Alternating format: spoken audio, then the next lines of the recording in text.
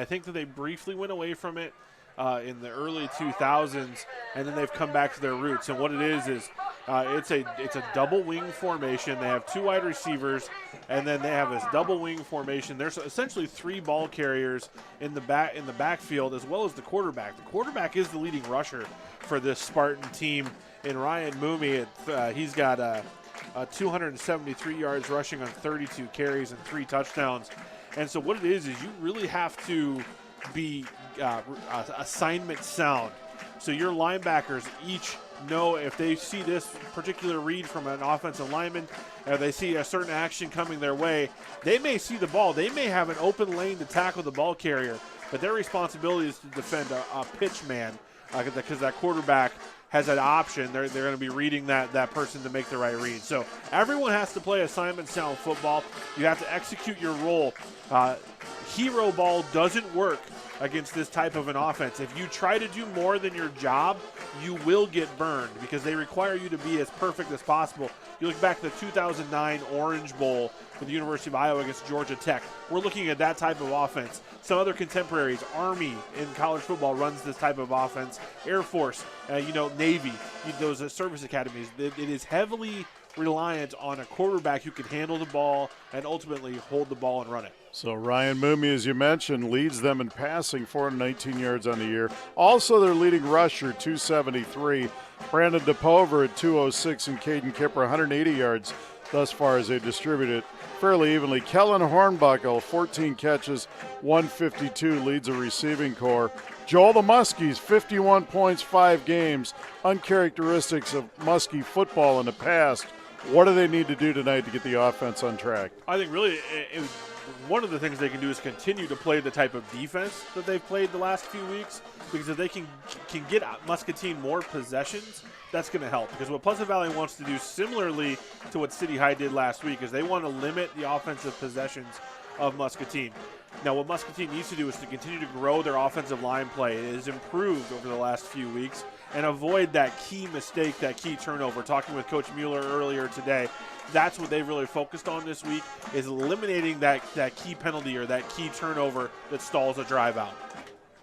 Muskies are led in passing by Sam Wieskamp. Folks, we're stepping away for the national anthem briefly here, and then we'll come back and finish our Muskie pregame.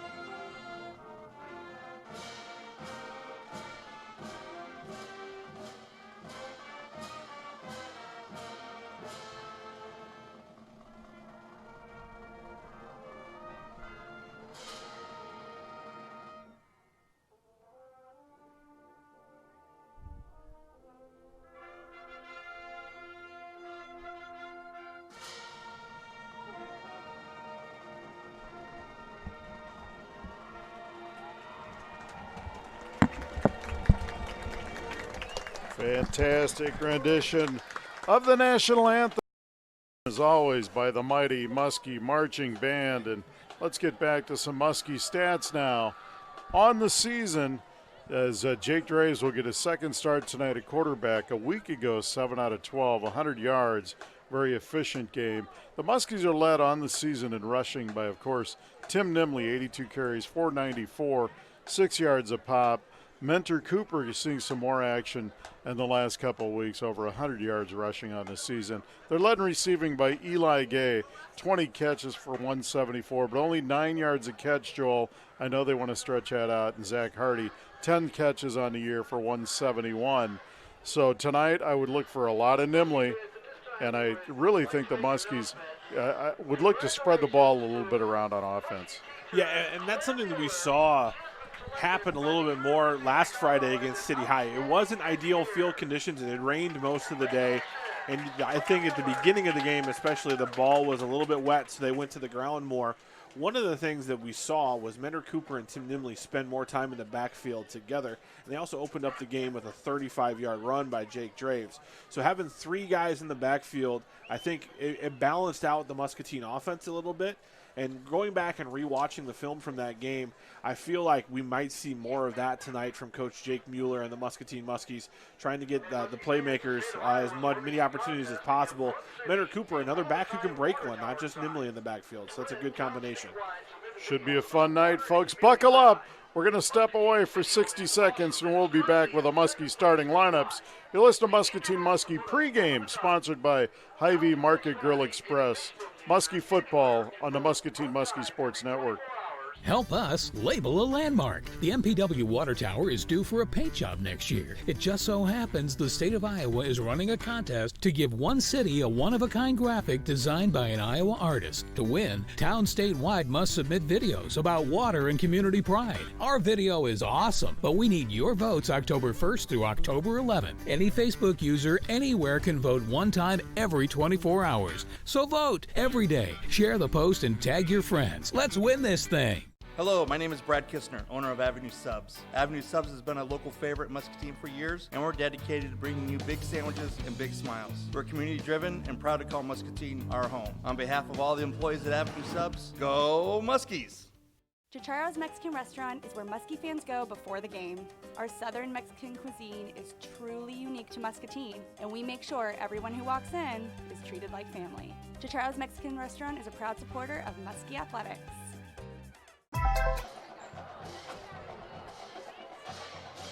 And we are back at Muscatine Community Stadium. Joel Krausar, as we await the entrance of the Muscatine Muskies on the field this Friday night, getting ready for kickoff on this week 6 action here of Iowa High School Football. District 4, Brian Mussel, Joel Krausar on the call as the Muskies take the field.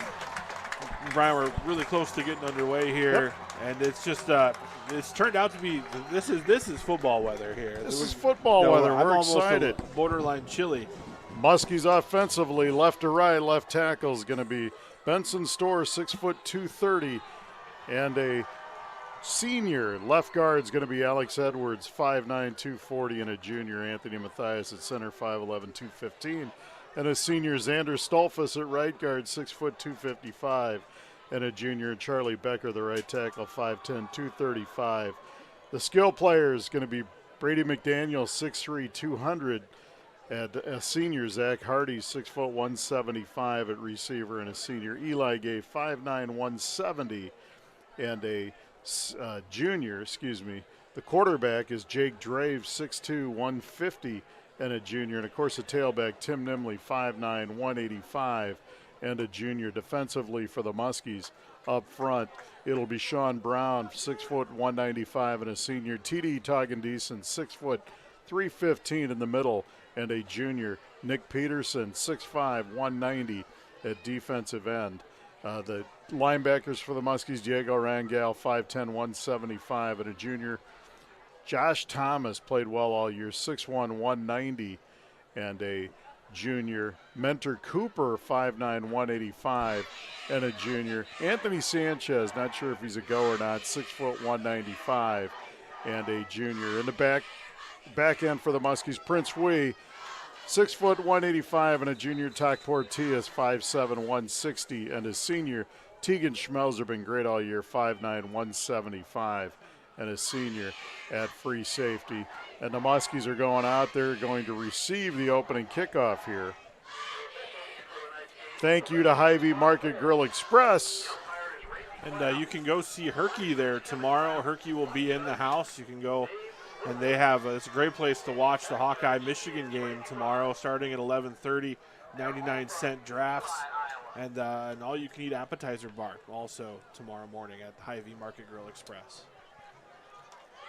Folks, the kicker for PV's number 30, and as luck would have it, I don't have a 30 on my roster. However, the kicker for extra points is Reese Ward, 99, and that's not his number, so PV going to kick off nonetheless. And we're underway at Muscatine Community Stadium, and there's the kick taken by Eli Gay at the 11. Eli to the right, 20, dances 25. Gay out over the 30, and a nice return for the Muskies as there's powder coming our way, Joel. Yeah, the wind not in our favor with the Michael Jordan powder explosion from the Muskie student section. So when you go home and smell like baby powder tonight, you're going to know why. Looks like it's a whiteout tonight for the Muskie students. 1st and 10 Muskies on their own 34, and we're underway. 2-1-4 teams, both 0-1 in district play, a big game. I thought I was done with the baby powder smell after all my kids are out of diapers. My youngest is 20. Trips left. Eli Gay right on 1st down. Jake Draves. He gives this one to Nimley. Tim's hitting the backfield. He's going to fall forward for a yard to the 35. It'll be 2nd and 9. Yeah, Muscatine trying to get the running game going. Able to get a yard on that play, but good penetration from the Pleasant Valley defensive front. 2nd and 9 Muskies just underway, 11.5 to play. First quarter. Sean Brown now at receiver, wide right. Peterson slot right, and Gay and Hardy left on 2nd and 9. Peterson now goes in motion. Draves gets it. Jake back to pass. Fires. Got a man. Eli Gay in the flat. Eli spins out of a tackle, but he's going to be short of the 1st down. Nice read there by Draves and a good throw. It's a good gain there on 2nd down. Makes it a far more manageable 3rd down situation. Be 3rd and 2 Muskies on the 42. Gain of 7 on that pass play. Muskies with 3 receivers to the right. And Nimley stands right beside Jake Draves.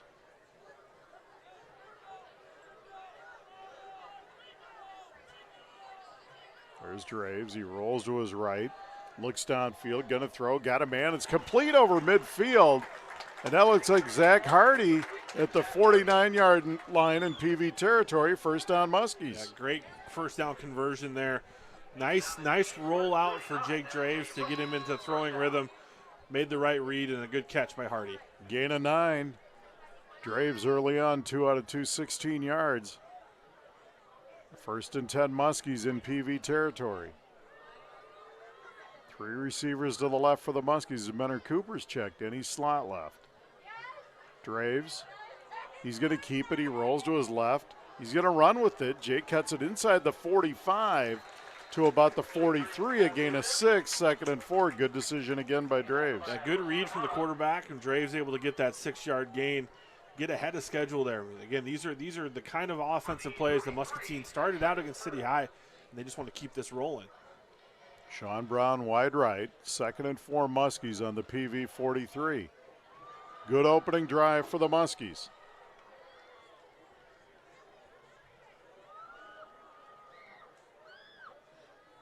There's Draves, back to pass, sets his feet, looks, going to take a shot over the middle, and he's got Hardy complete. Inside the 30 to the 28. Nice pitch and catch from Jake Draves to Zach Hardy, and a gain of 15, 1st down Muskies. Yeah, outstanding catch by Hardy. He knew he was going to take a shot. He withstood the blow, was able to come down with that pass. 9:20 and ticking, first quarter. Muskies on the move. Sean Brown wide right. And Nick Peterson wide left. Draves back to pass, sets, looks, going to take a shot, overshoots his man. Like the design of that one, though, yeah, Joel. you line up Hardy at the tight end spot, and he's able to run a wheel route on a mismatch there on the linebacker and just over his head. Cruz Schliessman in at center getting a start tonight, folks. Didn't know that was there. Didn't name him in the starting lineups, but Cruz Schliessman there. The tall sophomore, Little Phil as they call him around the neighborhood. Phil's got a big birthday tomorrow. Phil will never age. He's just hoping the Twins continue on their hot streak. Phil still looks like he's 25. 2nd and 10 Muskies from the 28. Draves gives to Nimley. Tim dances inside. He's hit hard. Going to gain a couple. It'll be 3rd and 8 Muskies from the PV26. Just one of those plays that is such a foundational play for Muscatine, that inside zone. And Pleasant Valley really committing to stopping that. 3rd and 8 Muskies from the PV26. 4-down territory for the Muskies if they don't get it here.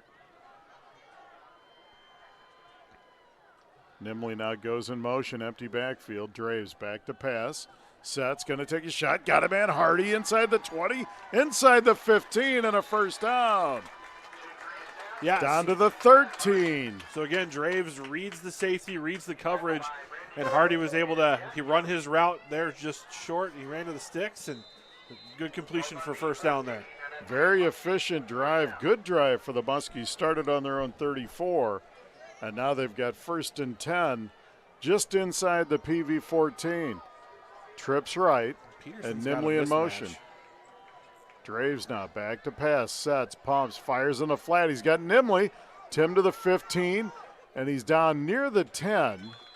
And it's going to be a nice gain of about 4 on first down, 2nd and 6. Yeah, really good first down play there. Basically just an extension of the run game with that nice pass out wide to Nimley. Get him the ball in space with the opportunity to make some plays.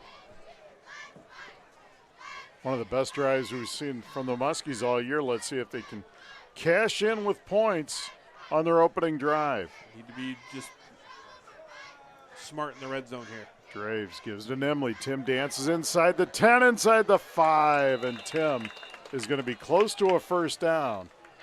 They're going to mark him just short, but again, nice inside read, nice inside zone. Schlesman and the guards doing a nice job of creating a crease for their all-state running back. 3rd down and 1 Muskies at the 5. 7:07 to play first quarter, no score. Little light delay, meaning the lights weren't coming on, but they're all fixed and glorious now. Trips right on 3rd and 1. Peterson shifts over to the right. And there's a give to Nimley. Tim over the left side. He carries a tackler near the 5. PV's there, though. He's going to be short. May lose a yard, but it's going to be 4th and 1. And they actually maybe gained a little half yard. I can't really tell. The side judge here is walking right there on the 5. So this is definitely 4-down territory. And now TD comes in for some extra blocking. Little beef formation. Saw this one other time earlier in the year at Johnston. And the Muskies with it. This is just going to be a bush. The heavy package and Reed Alsis at quarterback. And he gets it straight up the gut. There's the push. And let's see where they spot it. It looks like he got a first down. So you bring in your 6'5" quarterback, and you put your 320-pound defensive tackle right behind him. And it is a first down. Reed Alsis on the sneak. And a young man who played quarterback at Waterloo Columbus last year prior to them moving to Muscatine. So a guy familiar with taking that snap under center actually ran a similar offense to what Pleasant Valley runs. So it's first down Muskies, 1st and goal in the First National Bank red zone. Go see Steve Ellsworth for all your ag lending needs at First National Bank of Muscatine. Jake Draves gets a snap. He gives to Nimley straight up the gut. Tim bounces outside. Touchdown, Muskies. Tim Nimley, 4 yards out. We'll call it 3 yards out. And the Muskies are on the board first. 5:32 left in the first. And it's 6-zip Muscatine. That's got to feel good. Tim wanted to get one of those early in the game last week and wasn't able to get into the end zone until the 4th quarter. Much needed good start for the Muskies here as they score on their first drive. Rory Smock on for the PAT. Good snap, good hold, and the kick by Rory is good. 5:32 to play in the first. Muskie 7, PV nothing. We're stepping away for 60. You're listening to Muskie Football on the Muskie Sports Network.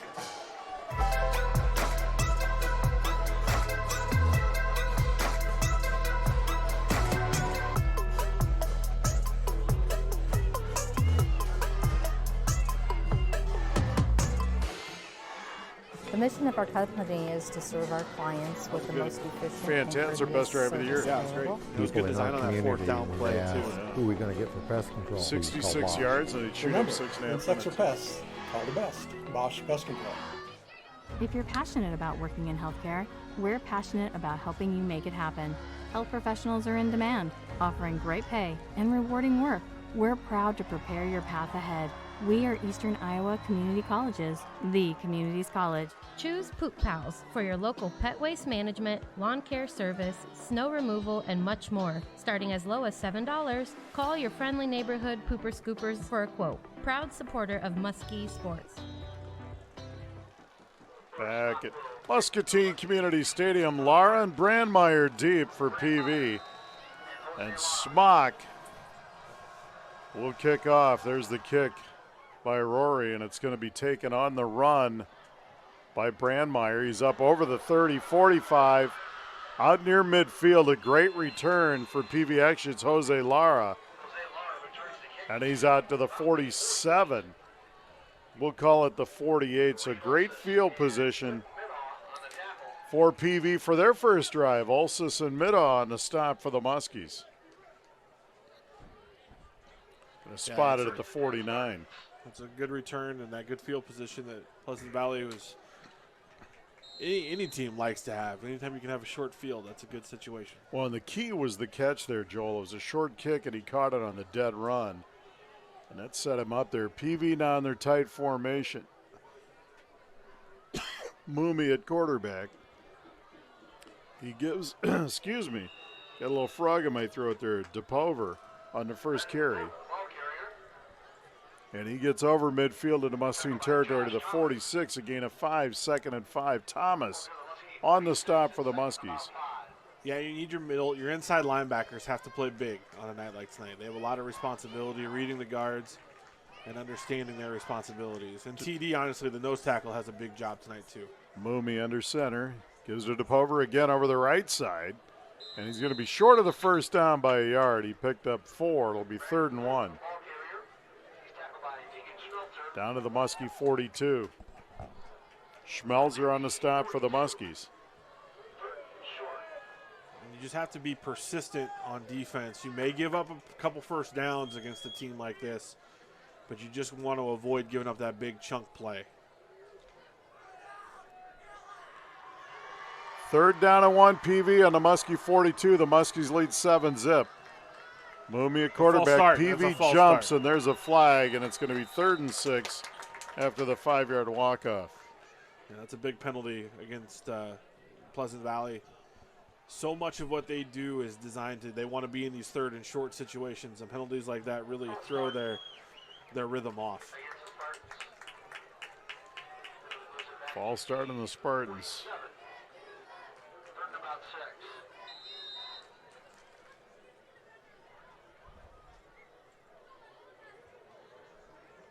Third and 6, Pleasant Valley.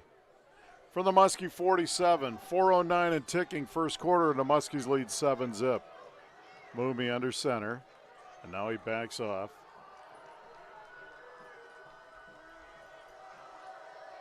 And he's going to option to the left. He's going to keep it. He's going to get a first down just inside the 41. And that'll be a run of about 7 on 3rd down and 6.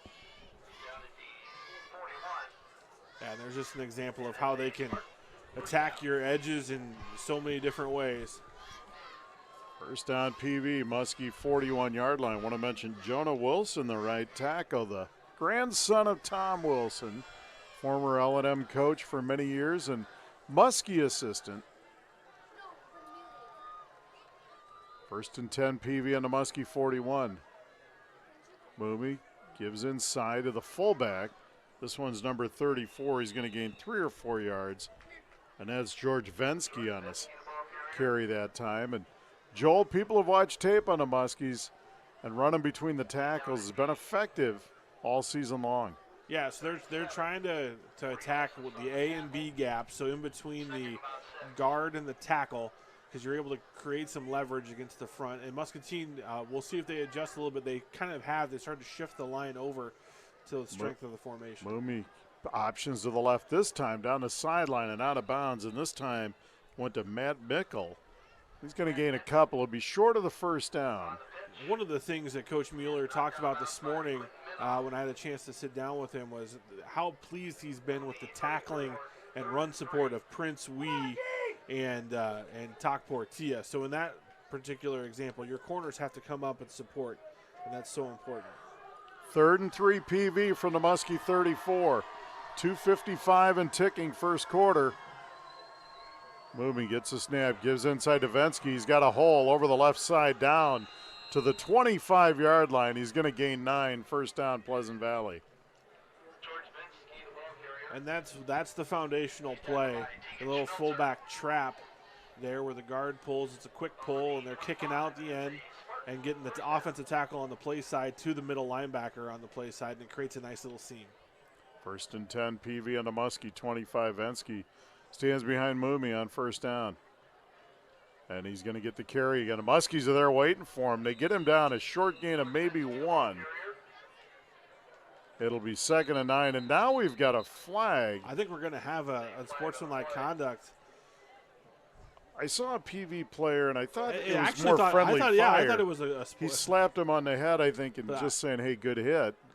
But I'm not sure what happened to precipitate before that. Yeah, we don't know what words were actually said, because there are certain words that are trigger words for the flags anymore. So, and it's going to go on to Muskies. And I didn't see anything, but I may have been late to the party. Well, and there. it also could have been a language thing. There are points of emphasis for words that you cannot say. We don't want to speculate. We have no idea. But whatever it was, the officials felt it warranted a 15-yard penalty. But rather than 2nd and 9, it's going to be 1st and 10 now on the Muskie 11 after the personal foul. It was really a good defensive stop there for the Muskies. Stone King checks in for Pleasant Valley. Mooney now under center. Vensky stands right behind him. And now there's an option left. Once again, they pitch it. It's Fumble out of bounds. And it's swallowed up by Mooney, but it's going to be a loss of about 4 back to the 15. It'll be 2nd and 14.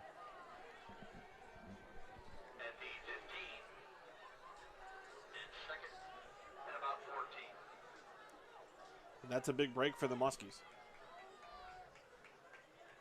A turnover in the red zone here would be huge for the purple and gold. 2nd down, 14, PV on the Muskie 15-yard line. 2:12 to play first quarter. Muskies lead 7-zip. Went 66 yards opening drive. Mooney rolls to his right. Now he's going to throw back, got a guy wide open, and it's going to be a touchdown, Pleasant Valley. And that's Jack Stone King, a 6-foot, 175-pound senior. Actually, it was Lara. Sorry, folks. I had number 6 instead of number 5. So Lara with the touchdown reception. So Pleasant Valley drives 51 yards. And with 2:06 to play in the first, it's 7-6 Muskies.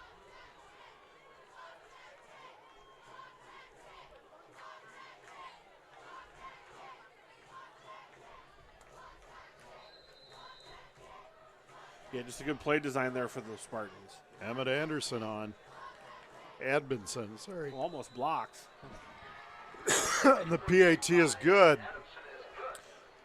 7-7 tie, folks. 2:06 to play in the first. We're stepping.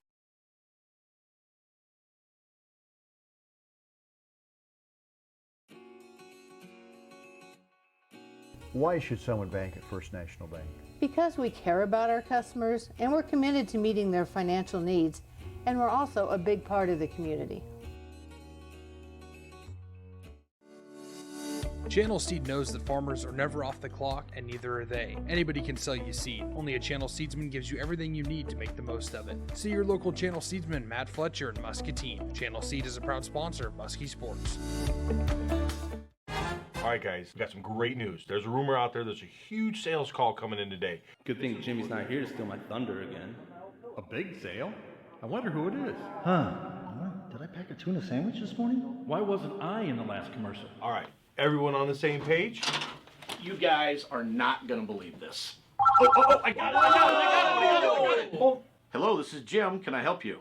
Drive of the night, 51 yards, aided by a 15-yard personal foul on the Muskies, and a 15-yard touchdown pass from Mumi to Lara, and the extra point good. And there's a short kick. They're going for an onside kick. And They PV got it. may recover it, and they do. That was a great kick, and the Muskies weren't ready for that, Joel, and they recovered it inside the Muskie 30. There was a little soft spot over there on that sideline, and the little pooch kick, and the gunner able to run down and recover it in bounds.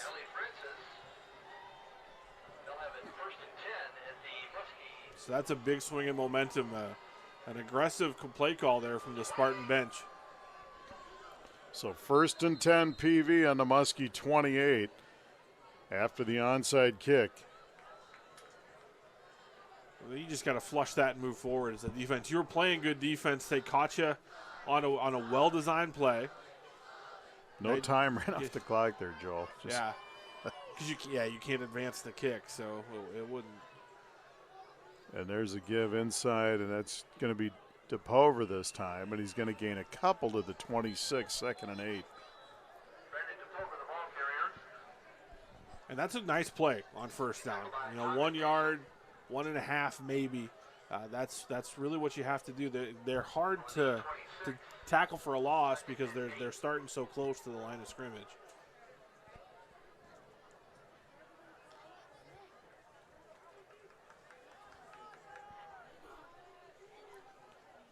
Mumi now brings him out of the huddle. 2nd and 8, Muskie 26. He's going to give it to DePover again, straight up the gut. Sean Brown meets him in a hole, and he's thrown to the ground by Thomas. Good tackle there. Good team defense to get to the ball carrier. Todd Portia also in on the stop. It's going to be down to the 22-yard line. 3rd and 4, Pleasant Valley. Their second drive. We're tied at 7 with 58 seconds left here in the first.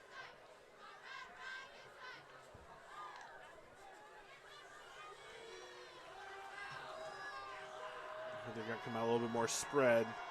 Spread this time. Got to pay attention to what the slot receiver is on the left. The pistol, Mumi, he's going to option to the left. Sean Brown is there, and Reed Ulsis, they sniff it out, and he's going to lose yards. Back to the 24, a loss of 2. It'll be 4th and 6. Sean Brown doing a great job of keeping his outside arm free, so he was able to engage the ball carrier, and he worked to the upfield shoulder of the quarterback, so he didn't let him pitch it by attacking his pitch side. Exactly how you draw it up. Excellent play from Sean Brown. 4th and 6 PV. They're going to let the clock run out, and that'll be the end of the first quarter, folks. We're tied at 7. We're stepping away for 60. You're watching Muskie football on the Muscatine Muskie Sports Network. All right, guys, we got some great news. There's a rumor out there. There's a huge sales call coming in today. Good thing Jimmy's not here to steal my thunder again. A big sale? I wonder who it is. Huh. Did I pack a tuna sandwich this morning? Why wasn't I in the last commercial? All right, everyone on the same page? You guys are not going to believe this. Oh, I got it. Oh. Hello, this is Jim. Can I help you? Yep. Thank you for the business. Help us label a landmark. The MPW Water Tower is due for a paint job next year. It just so happens the state of Iowa is running a contest to give one city a one-of-a-kind graphic designed by an Iowa artist. To win, towns statewide must submit videos about water and community pride. Our video is awesome, but we need your votes October 1st through October 11th. Any Facebook user anywhere can vote one time every 24 hours. So vote every day. Share the post and tag your friends. Let's win this thing. Hello. We are back at Muscatine Community Stadium. 1 quarter in the books, and that went fast. Both teams with nice offensive drives. PV on their second one. The Muskies took the opening kickoff 66 yards, and Tim Nibley ran it in from 3 yards out. PV tied it on their first drive, 51 yards, and then they kicked an onside kick, recovered, and they're on their second drive. 4th and 6. Mumi rolls to his right, throws, got a man in the flat, and he's going to be close to a first down. He's going to get it, inside the 15 to about the 13. Hornbuckle on the reception, and a nice little rollout pitch and catch for the Spartans there. Yeah, it was a delayed route there from Hornbuckle. He chips the defensive end, shows block, and then he leaks out into the flat. Just underway second quarter, 11:40 and ticking. PV 1st and 10 now on the Muskie 13-yard line. Mooney tosses it this time. And it looks like Brandmeier, he's inside the 10 to Muskie, stack it up there and get him down, but he's going to gain 4 or 5 yards. Luke Brandmeier on the carry that time. PV does such a good job of distributing the football around to several guys. Yeah, it always seems to find fresh legs. There's no greediness in the backfield for Pleasant Valley. Lots of guys get their chance. Spotted on the 9, 2nd and 6. Spartans on the Muskie 9-yard line. Muskie defense needs to stiffen up here. Hold them to 3.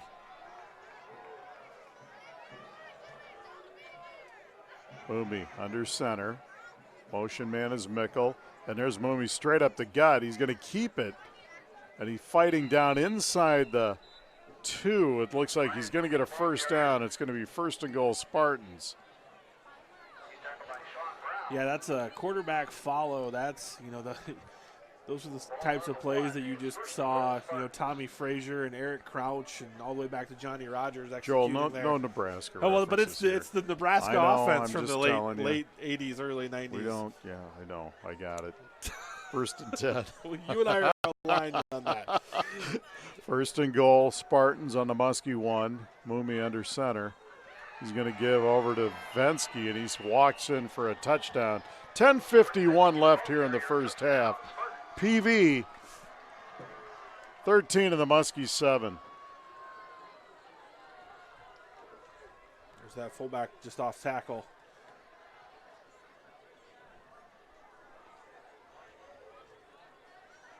You just got to weather the storm here a little bit for the Muskies. It's they got the trick play on the onside kick, and then now you just got to flush it and continue to move.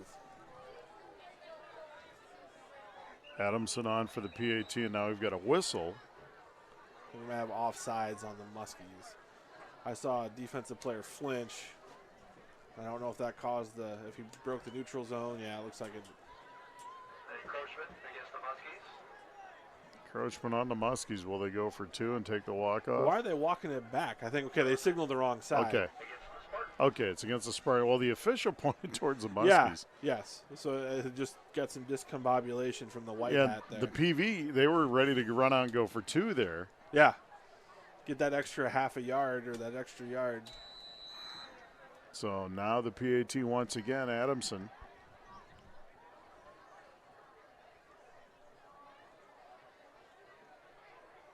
Good snap and hold, and the kick is good. 10:51 to play in the first half, 14-7 PV. We're stepping away for 6 here. Listen to Muskie football on the Muskie Sports Network. Hello, my name is Brad Kistner, owner of Avenue Subs. Avenue Subs has been a local favorite in Muscatine for years, and we're dedicated to bringing you big sandwiches and big smiles. We're community-driven and proud to call Muscatine our home. On behalf of all the employees at Avenue Subs, go Muskies! Chicharo's Mexican Restaurant is where Muskie fans go before the game.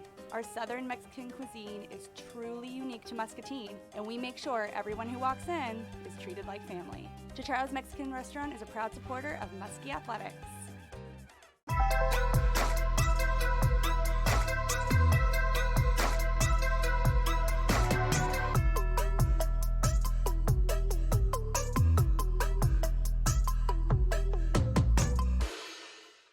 The mission of our company is to serve our clients with the most efficient and courteous service available. People in our community, when they ask, who are we going to get for pest control, they just call Bosch.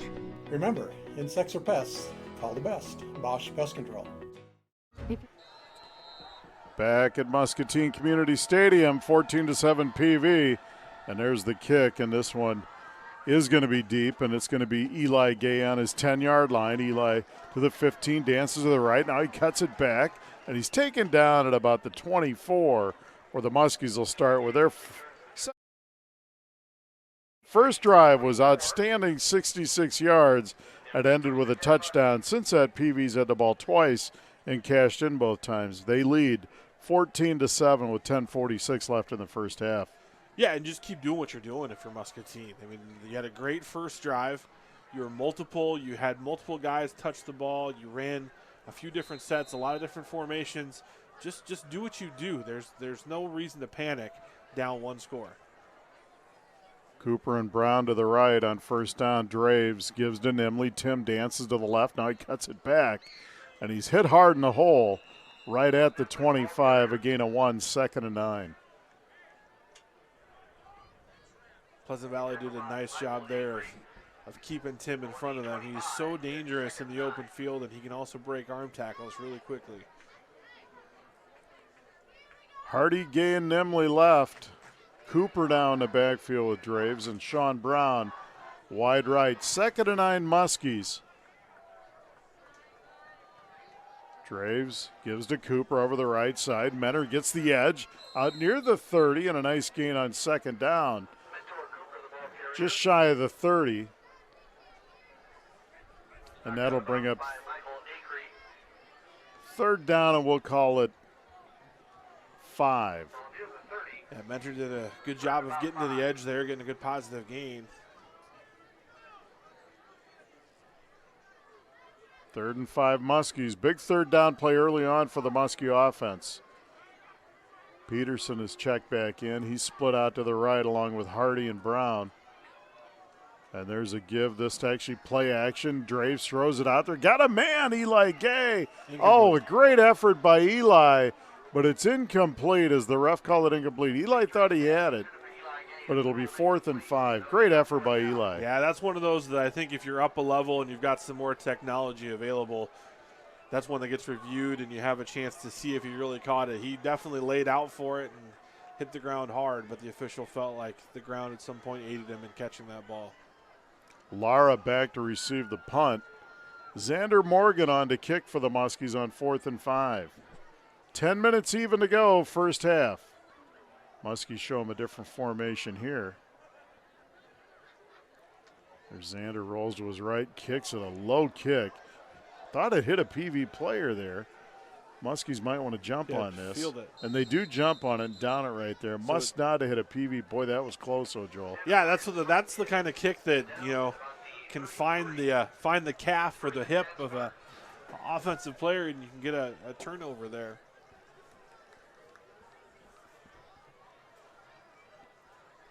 First down, PV. They'll take over on their own 33-yard line. If you just joined us, the Muskies took their opening drive 66 yards for a touchdown. Pleasant Valley answered on their ensuing first drive, 51 yards for a score. Kicked an onside kick after that. Recovered on the Muskie 28, drove that in for a touchdown, and they lead the Muskies 14-7. 1st and 10 PV. Just over the 32.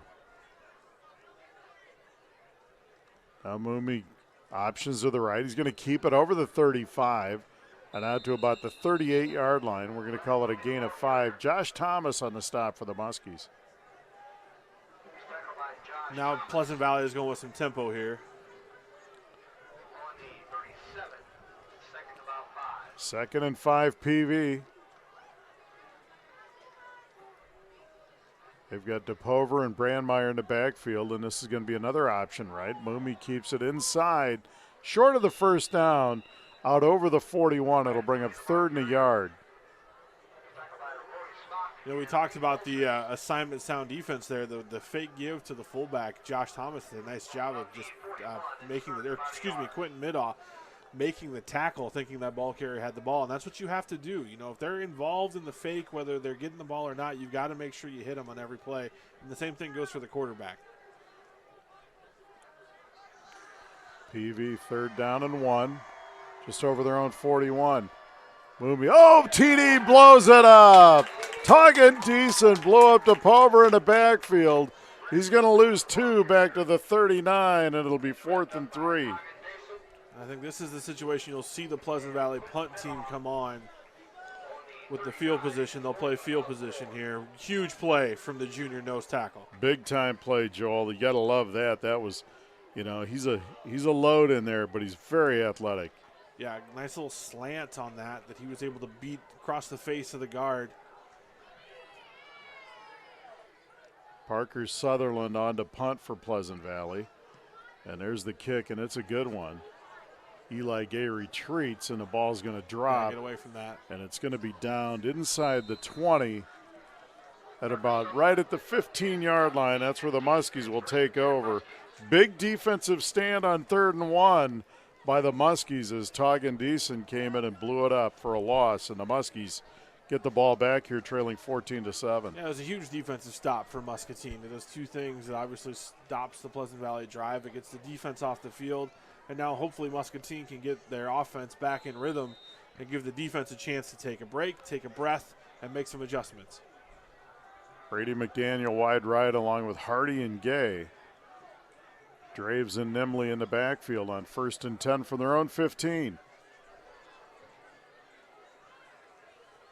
Draves, there's a shovel pass to Nimley. He rolls to the right. Oh, it looks like a face mask, but I guess it wasn't. And he's going to be taken down at the 11. Are you thinking horse collar there, Joel? Yeah, I don't know if there's any aspect of the rule book that's not a penalty anymore in the state of Iowa. You either are grabbing the collar of the shoulder pad, which they've extended in the rules this year as being an area you can't make a tackle, or that was a face mask. 4-yard loss, so it'll be 2nd and 14 Muskies on their own 11. They have 3 receivers to the left on 2nd down. Nimley now goes in motion, and we're empty. Dre's back to pass. Jake sets, fires it out. He's got a man Hardy in the slot, and he's going to gain a couple, but PV's there. It's going to be a gain out to about the 13, a gain of 2. It'll bring up 3rd and 12, and Hardy's on the ground. Yeah, and that's Zach took some shots there. He's a tough kid, too, so hopefully he's okay. 6:58 left here in the first half. 14-7 PV. We're stepping away for 30. Listen to Must Team Muskie football on the Must Team Muskie Sports Network. If you're passionate about working in healthcare, we're passionate about helping you make it happen. Health professionals are in demand, offering great pay and rewarding work. We're proud to prepare your path ahead. We are Eastern Iowa Community Colleges, the community's college. Choose Poop Pals for your local pet waste management, lawn care service, snow removal, and much more. Starting as low as $7, call your friendly neighborhood pooper scoopers for a quote. Proud supporter of Muskie Sports.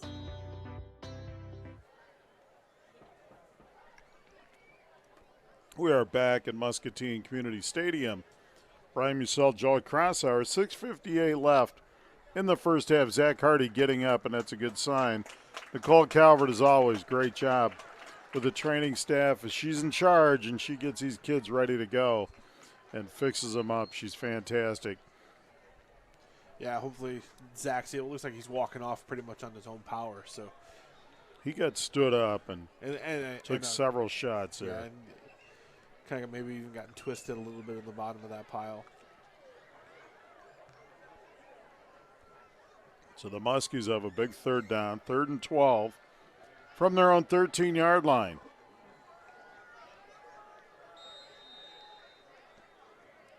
Nick Peterson in at H-back, and Nimley stands behind Draves on 3rd down. Now Tim goes in motion. Dre's back to pass, sets, fires it down the field. Oh, boy, he had Prince Wee streaking, but a great defensive play by Francois. What a play by the corner for PV. Yeah, he's sold out, and if Francois doesn't get a hand on that, Prince Wee, I think, is still running. That might be the all-name matchup in the state of Iowa like tonight. That. You got Francois on Prince. 4th down, 12. Muskies a punt, and it's Xander Morgan. Jose Lara stands back on the Muskie side of the 50, and there's a kick by Morgan. And it's going to get a good Muskie bounce. And Lara, it's on the ground. And let's see who comes up with it. Lara tried to pick it up on the run on the hop. I think Pleasant Valley was able to swoop in and get it, but it's a skirmish. They're down still there. fighting. Muskies are trying to dig it out of there. And it looks like It's going to be Pleasant ball. Muskies come out of there with it. Sam Wieskamp. Sam's got the ball. Sam had the football. But it is Pleasant Valley ball. That's hard to believe. Great effort on the Muskie special team side to get that ball, dig it out. There's no way that they could have determined a clear recovery there. And that's a candidate for our questionable call of the game. That's frustrating. Some of the Muskie coaches certainly not happy with that. First and 10 PV and their own 49. There's a reverse to Lara. And he's got a little bit of room. He's over midfield, slips and falls, and now we've got a hold on PV. Coach Mueller is excited about it. I think they've been frustrated with a couple of how the calls have gone their way, and I think they're finally getting the break that they've been looking for here. Holding on Pleasant Valley. Pleasant Valley is a hard enough team to play as it is. You don't need help from the other 6 guys in stripes.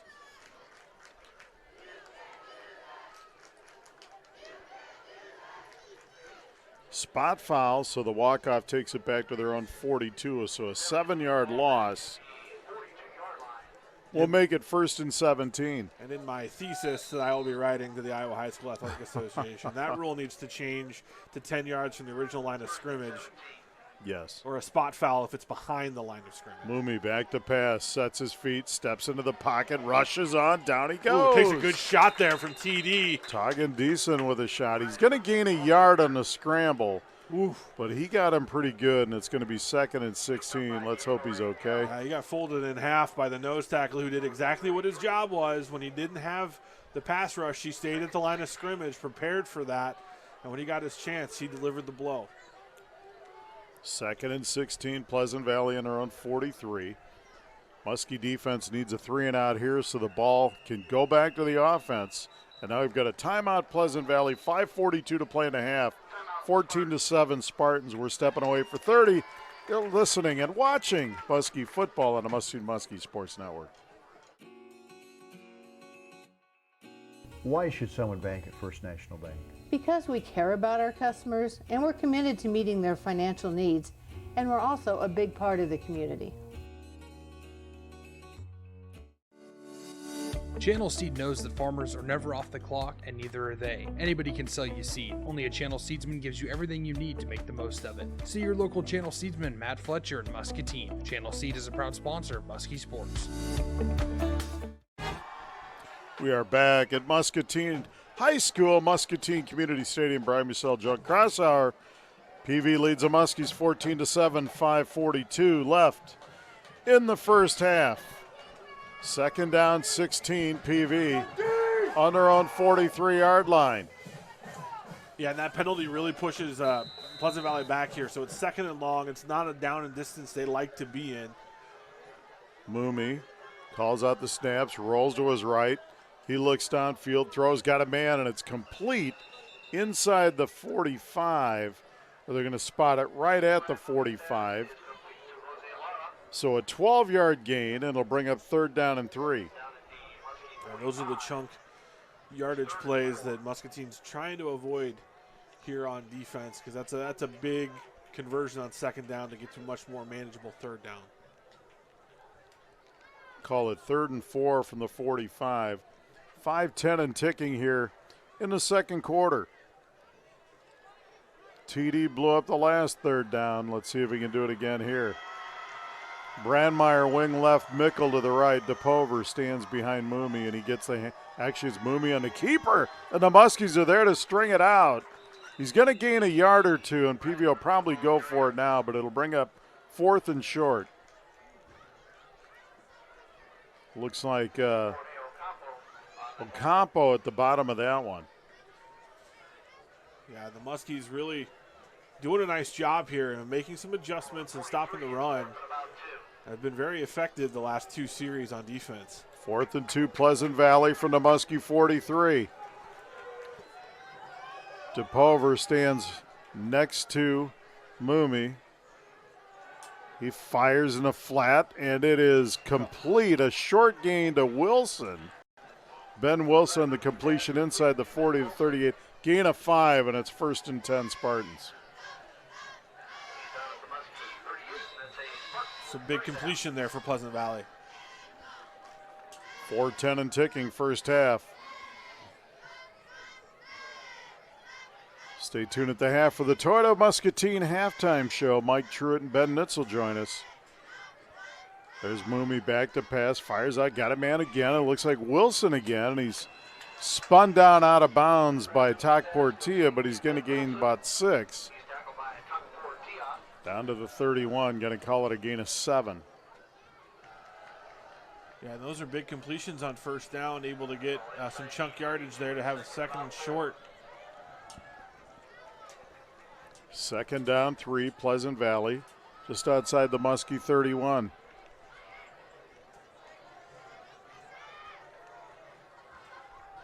Mooney keeps it, runs to the right side. Nice play by Reed Alsis, and Ocampo came in to help him.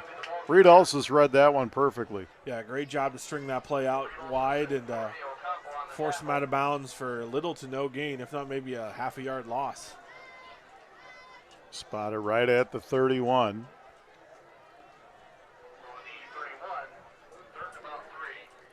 Third and 3 PV. I mean, so much of what Pleasant Valley is trying to do is just pry and poke and needle their way and try to find a hole. And so far, Muscatine done a nice job of keeping the big gain from happening. Brandmeier and Mickle, and they give this one to Brandmeier straight up the gut, and he's going to get a first down, it looks like, down to the 27, about a 4-yard gain. And it's going to be first down Spartans with 2:36 to play in the first half. Smock on the stop for the Muskies.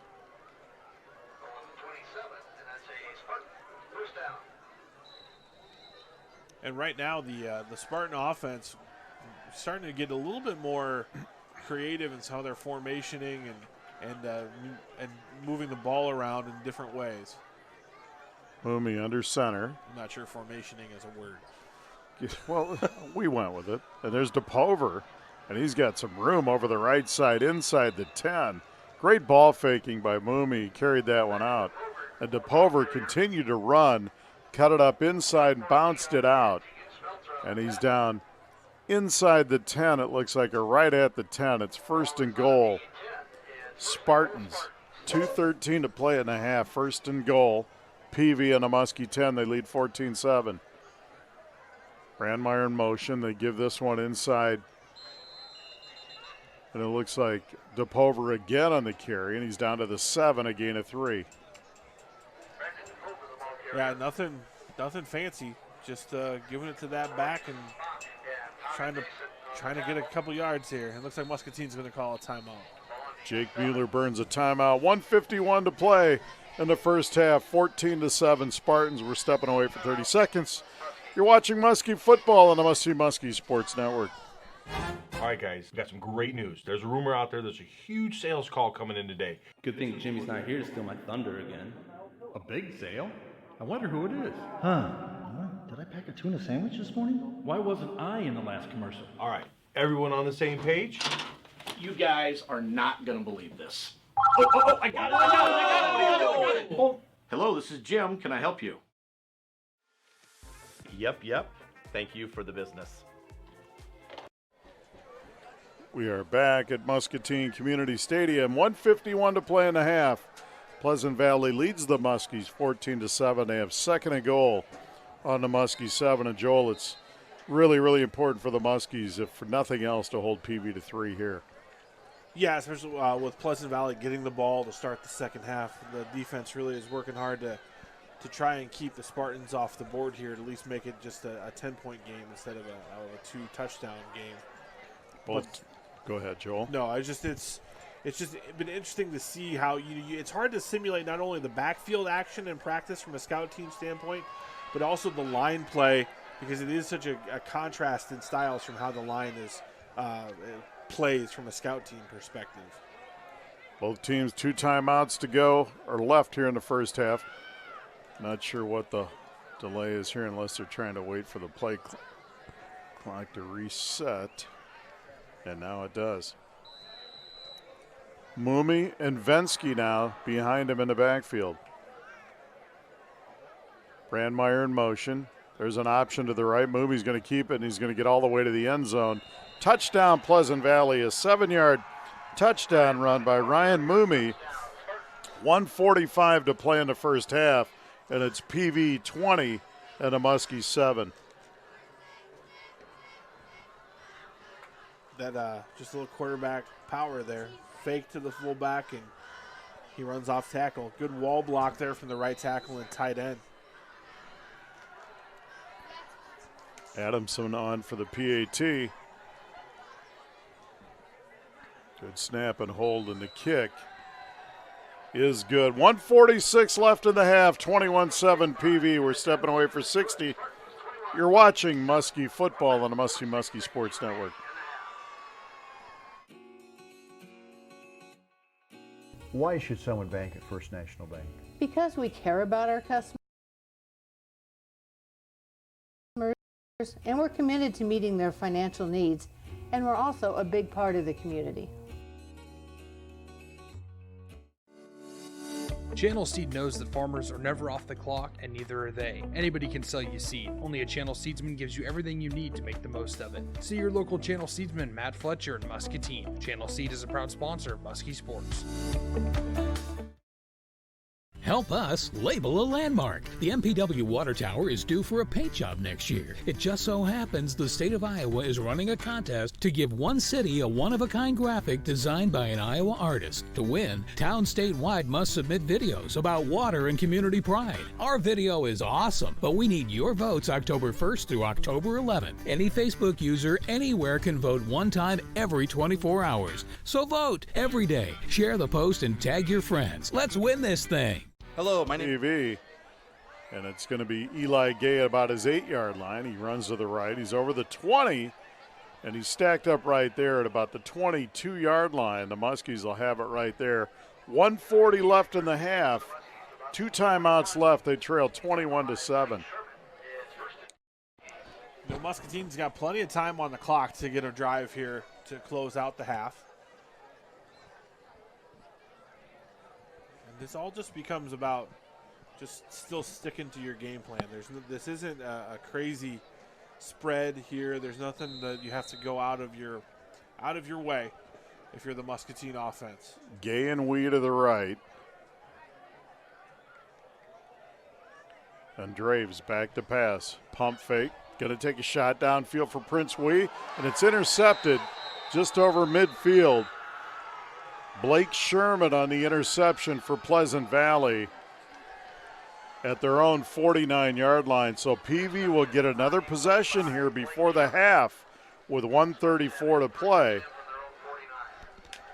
And that's a big turnover there, Joel. Yeah, Sherman was able to undercut the route. A little bit of contact there, but the official felt that he was just playing to get the ball. So PV normally doesn't take a lot of shots downfield, so we'll see what their offense looks like here. We've got 1 timeout remaining, it looks like. So 2. Okay. Yeah, it's hard to see which spot. I still don't remember which part of all the board is. You got 2 receivers to the right, Lara and Wilson, and now Brandmeier goes in motion. He's going to get the toss on the right side over midfield. 45 and 40 down the sideline. A big run on first down and out of bounds to stop the clock. Down near the 33-yard line, so a gain of 18 on first down. Yeah, it's a toss sweep, and they're able to seal off the edge and create a wall there. And lots of room to go to the wide side of the field. 1:25 left now. 21-7 PV. They have 1st and 10 on the Muskie 33. DePover in the backfield. And there's a toss to Mickle this time. He runs over the left side. Down he goes. Diego Rangel was there with the hammer. Big play by Rangel, and there's a timeout, I believe, by Pleasant Valley. Actually, no, they didn't call one. Yeah, they're going to let the clock roll here.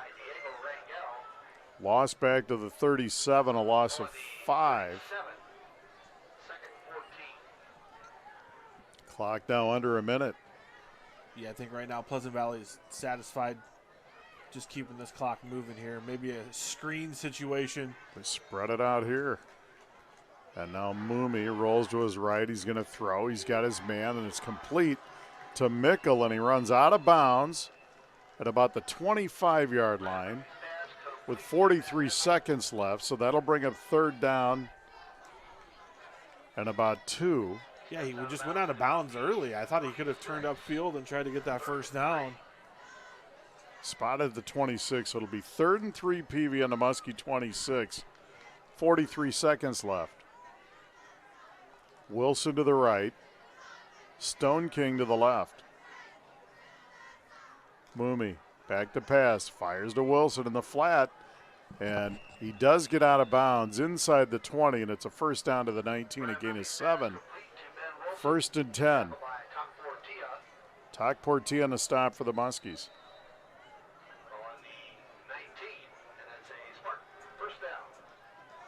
Looks like he didn't get out there, just blew it dead for the chains. Clock's still Good moving. point, and now PV.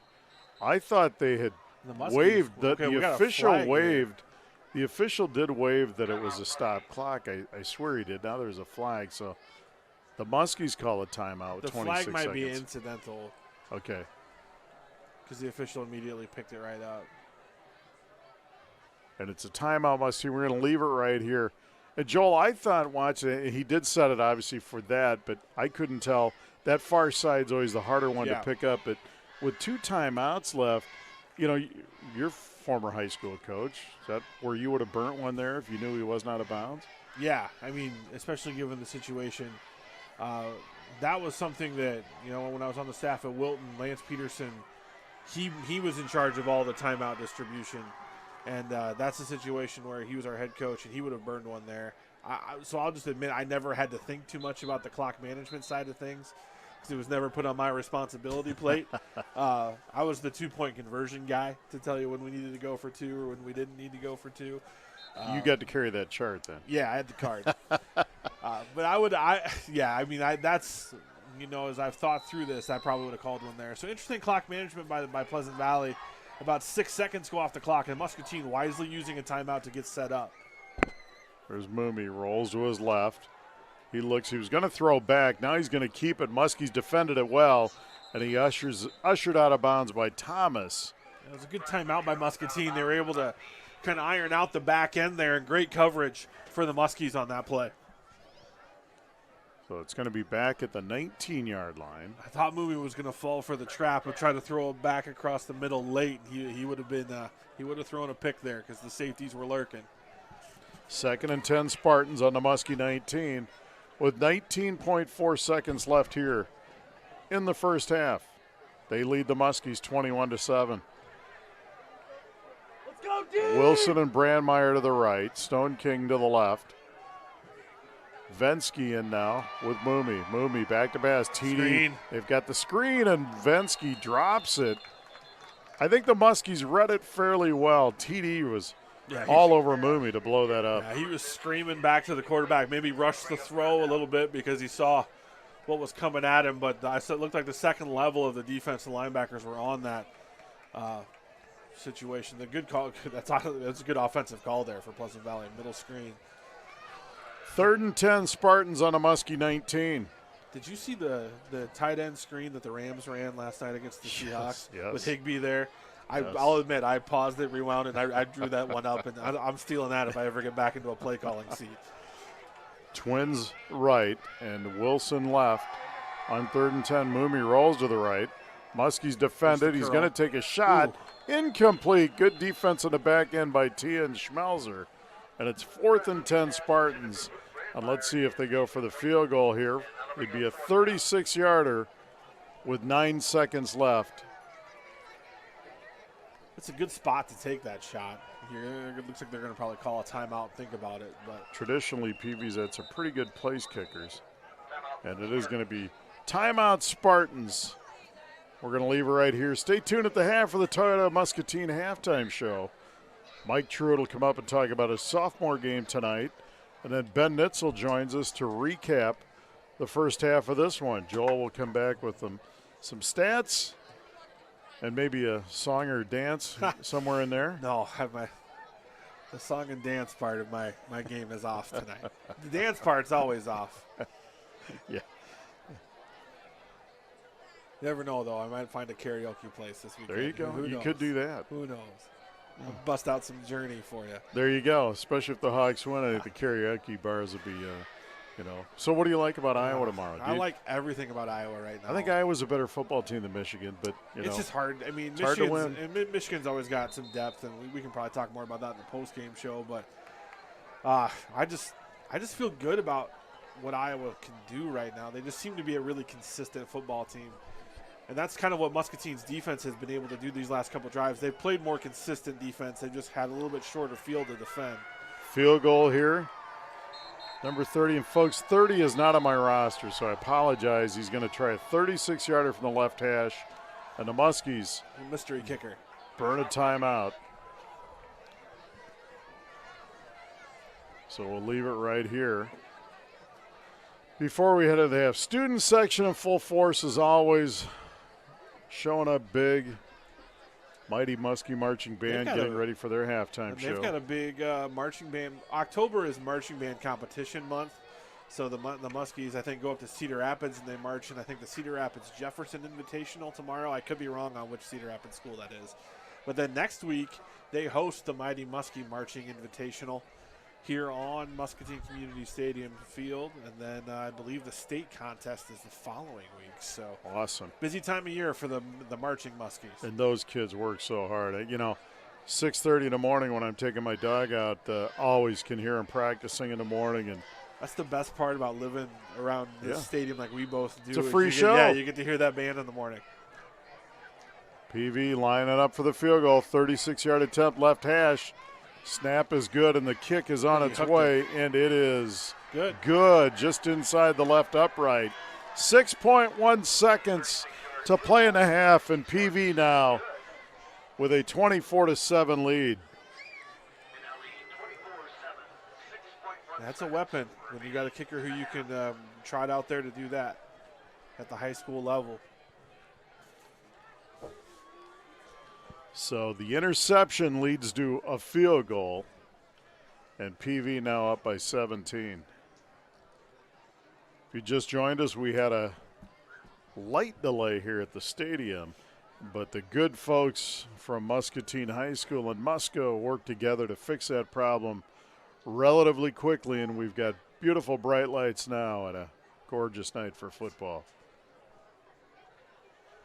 It is it is really a beautiful night. We saved for last week, and it actually turned out to be a decent night for football. We've had some amazing weather this season.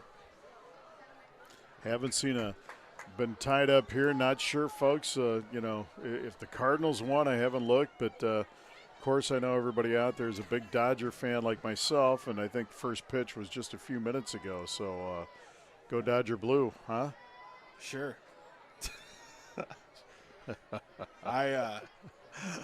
I grew up Clayton Kershaw with the ball tonight. Just a fan of baseball. My parents are both Yankee fans. And poor. I just can't give 162 games of energy to that sport. Playoff baseball is great. There's the kick, and it's picked up by Prince Wee, the 13, 15, 20, and he's taken down there at about the 23, the 2.5 left. See if the Muskies throw it up or take a knee and head to the locker room. I think if you got a little bit deeper on that from a return standpoint, they'd take a shot, but I really think that you're going to see them take a knee here. Some other scores around the area. Wilton and Wapello. Wapello leading 7-6 at halftime. It's Wilton's homecoming this weekend.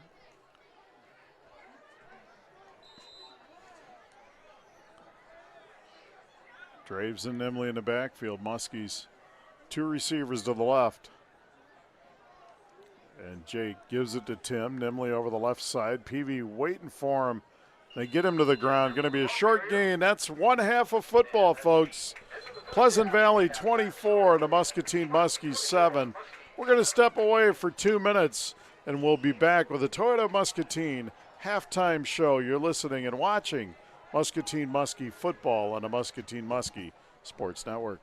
Hello, my name is Brad Kistner, owner of Avenue Subs. Avenue Subs has been a local favorite in Muscatine for years, and we're dedicated to bringing you big sandwiches and big smiles. We're community-driven and proud to call Muscatine our home. On behalf of all the employees at Avenue Subs, go Muskies! Chicharo's Mexican Restaurant is where Muskie fans go before the game. Our Southern Mexican cuisine is truly unique to Muscatine, and we make sure everyone who walks in is treated like family. Chicharo's Mexican Restaurant is a proud supporter of Muskie Athletics.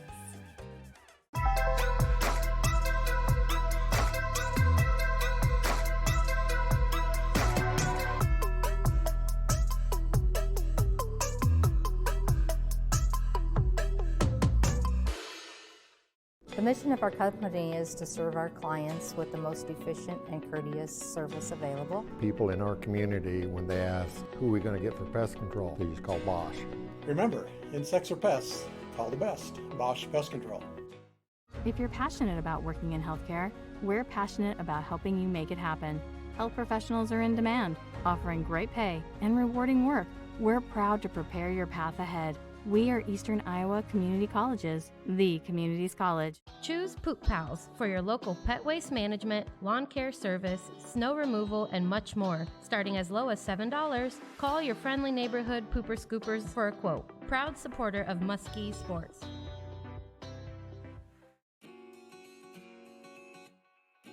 Why should someone bank at First National Bank?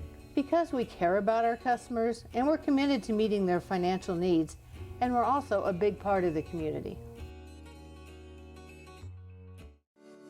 We are back at Muscatine Community Stadium, Toyota Muscatine halftime show. Brian Mussel joined by the Muskie head sophomore football coach Mike Truitt, whose group came out tonight and lost a game. Kids played hard tonight, Coach. Again, you know, effort's not an issue. Execution seems to be coming along at times, just not as consistent enough as where you want it to be. But, you know, you're playing some pretty good teams out there, too, so they've got something to do with it. But, you know, we want to talk about where your kids have come from week one to now a little bit. We haven't, well, and honestly, we haven't played for 3 weeks. That was kind of when I was thinking about that this week. I'm like, man, we haven't played for 3 weeks. That's a long time to go without a game. Time. And, you know, and we really focus every week, like you say, on being better than we were the Friday before. And so it's been a while since we had that measuring stick. But, yeah, not take nothing away from PV tonight. They're a good ball team. That triple option is tough to stop. You got to practice all week trying to, you know, focus on stopping it. Then I got to create a scout team that can try to recreate it. And, you know, and I'm playing scout team quarterback because we don't have enough guys in. Thank goodness it's radio. You can't tell how big I am.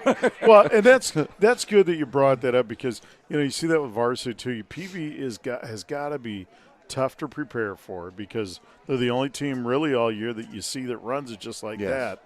And they do a really good job because they do it top to bottom. And their ball handling is, no matter what the athletes are, it always seems like when I watch PV play, their ball handling is always outstanding. Their quarterback is a catalyst, of course, and every guy knows his assignment. And you never know. It fools me halftime calling their offense.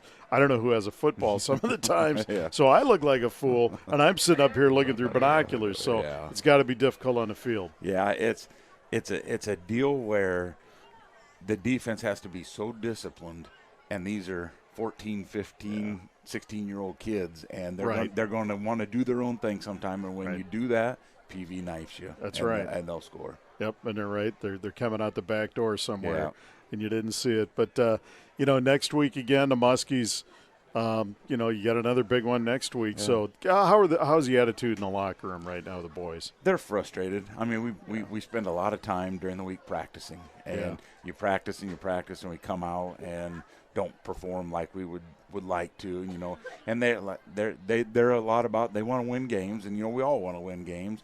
But at the end of the day, even tonight in the locker room, I explained to them it's about getting to point next year you can move up and play varsity. That's right. And that the skills that we learn, the terminology we learn, all transfers up and makes the varsity a better team. Great stuff, Coach. As always, can't let you out of here with that little Hawkeye prediction at Michigan tomorrow. Oh, man, Hawks are dogs of 3.5. Bet the farm on Iowa. Oh, for sure, man, I think they're a better team. I just think they're a better team than Michigan. Yeah, doesn't mean they'll win, but I like Iowa going into this one. Epinesa is going to have a game.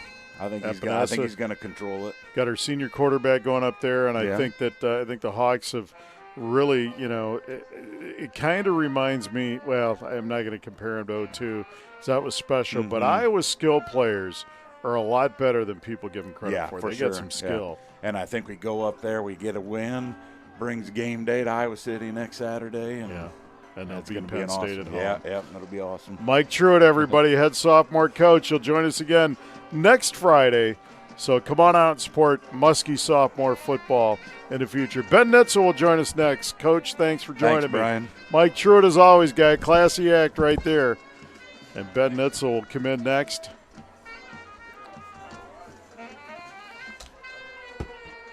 There's Ben Nitzel.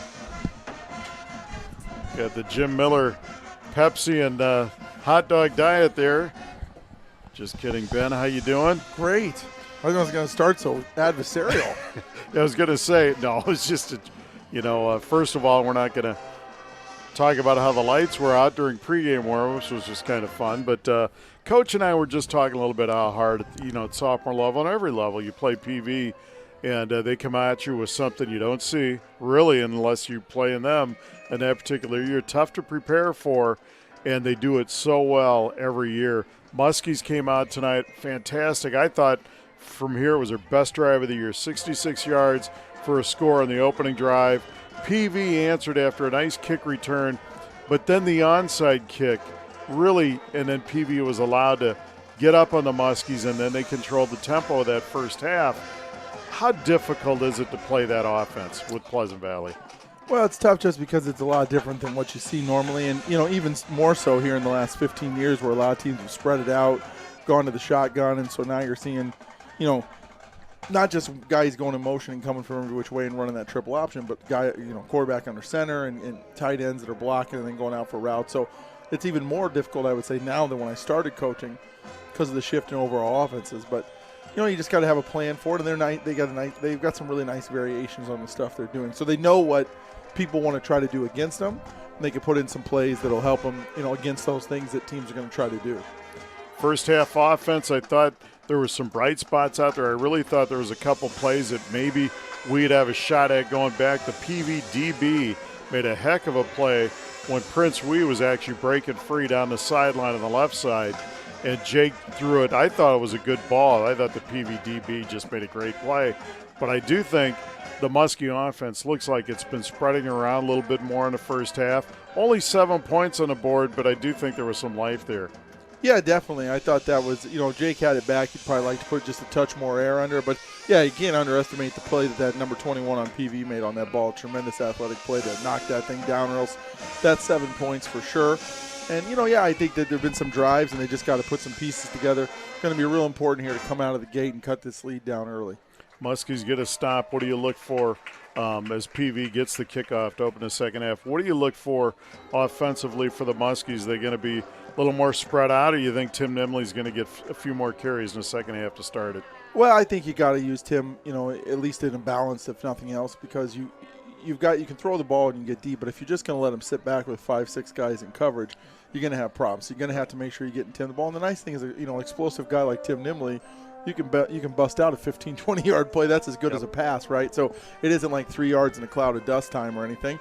But I think, look for some balance, try to get Tim going early, be able to throw the ball and put some points up. And, again, we haven't seen it as much this year, but this is a very highly explosive offense if they can start getting things clicking. And so, I think you just got to play that game. And, like I said, these first 2 drives are going to be very important to come away with some points, chip into that lead, and put PV in some pressure as we head down into the fourth quarter.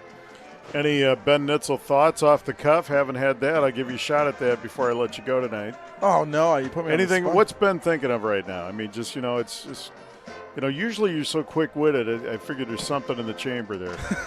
No, it's cold. I appreciate Jerry Teal's back, so we got nice. We've got some food up here. It's been great. And, there you go. It's been nice, and I appreciate a lot of people come out tonight. It's kind of a cold night, but actually pretty nice football weather. This is kind of what you want to see. It's a lot better than sitting in those seats and sweating and stuff like that. So.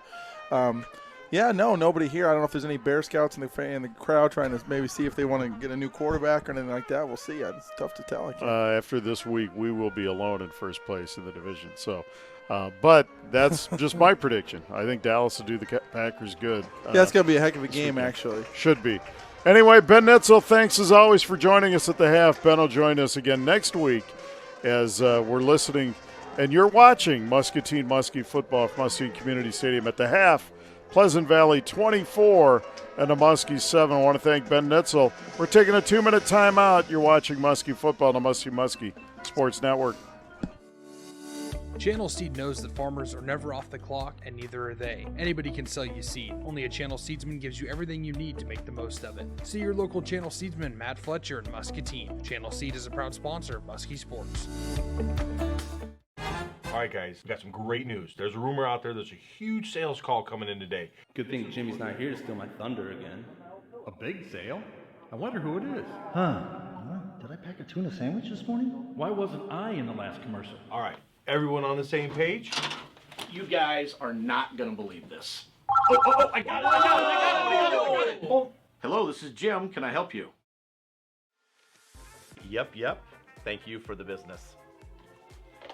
Help us label a landmark. The MPW Water Tower is due for a paint job next year. It just so happens the state of Iowa is running a contest to give one city a one-of-a-kind graphic designed by an Iowa artist. To win, towns statewide must submit videos about water and community pride. Our video is awesome, but we need your votes October 1st through October 11th. Any Facebook user anywhere can vote one time every 24 hours. So vote every day. Share the post and tag your friends. Let's win this thing.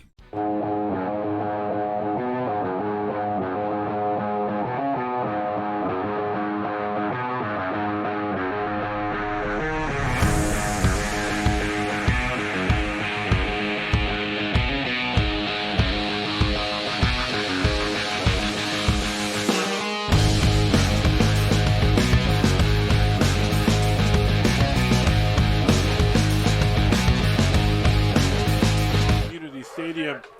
Joel Krause are here. It's halftime as the Muskies trail Pleasant Valley 24-7. Some first half stats for the Muskies. Tim Nimley, 8 carries for 13 yards and 1 touchdown. Jake Draves, 6 for 10 passing for 48 yards with 1 interception. Zach Hardy leading the way for the Muskies with 4 catches and 37 yards receiving. For Pleasant Valley, Ryan Moomey, the quarterback, 9 carries for 32 yards with 1 touchdown. He's 6 for 8 for 62 yards passing and 1 touchdown through the air. Jose Lara, 4 catches for 32 yards to lead the Spartans as the Muscatine Muskies are trailing at halftime in District 4 play. We're going to step away for another 2 minutes. You're listening to the Muskie Sports on Muskie Sports Network. Hello, my name is Brad Kistner, owner of Avenue Subs. Avenue Subs has been a local favorite in Muscatine for years, and we're dedicated to bringing you big sandwiches and big smiles. We're community-driven and proud to call Muscatine our home. On behalf of all the employees at Avenue Subs, go Muskies! Chicharo's Mexican Restaurant is where Muskie fans go before the game. Our Southern Mexican cuisine is truly unique to Muscatine, and we make sure everyone who walks in is treated like family. Chicharo's Mexican Restaurant is a proud supporter of Muskie Athletics.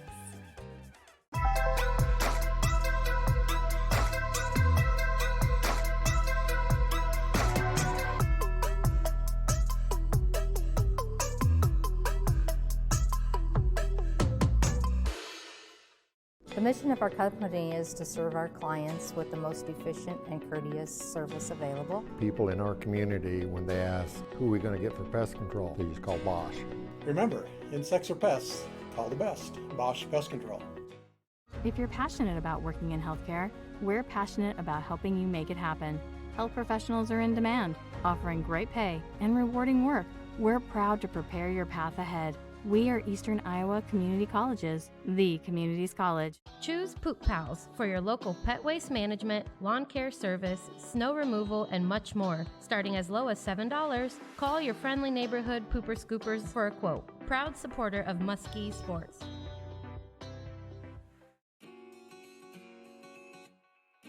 Why should someone bank at First National Bank?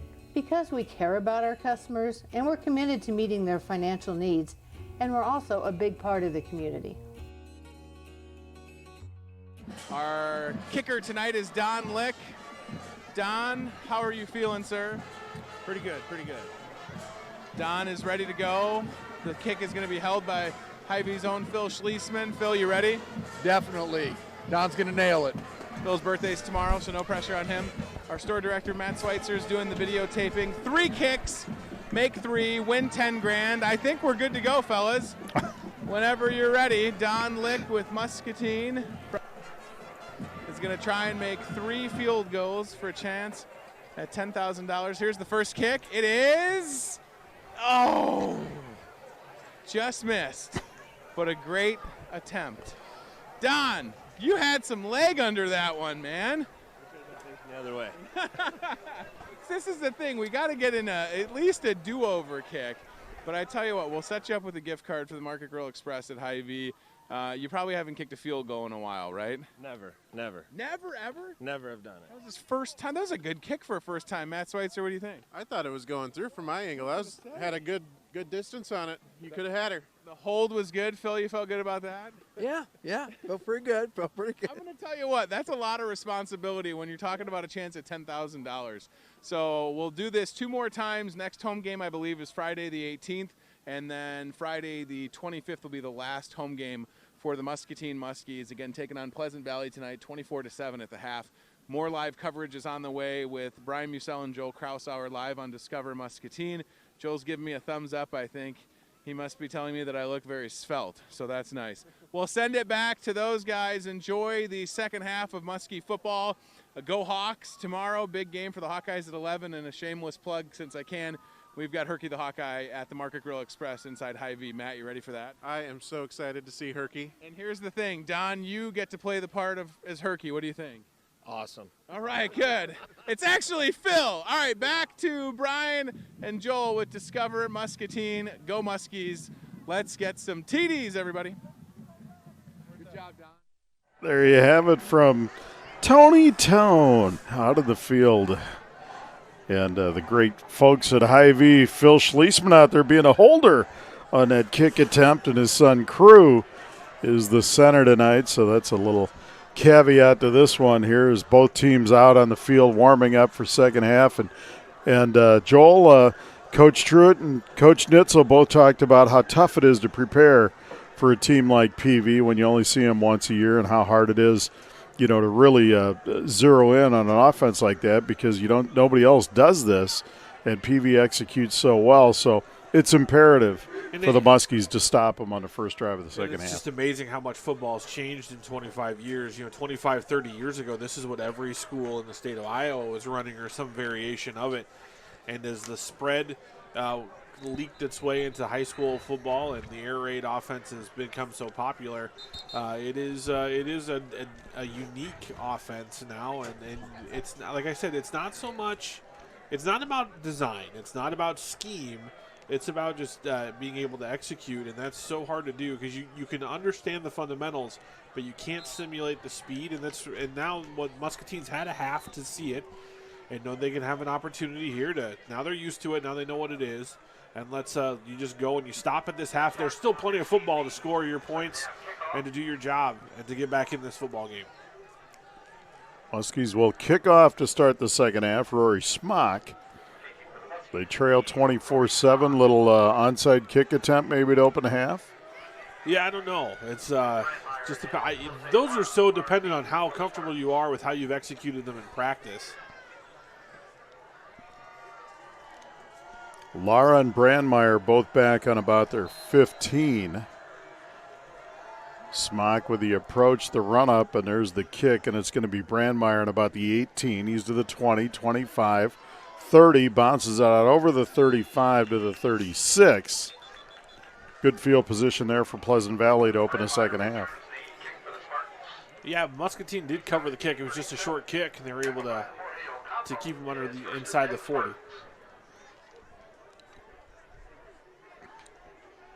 This is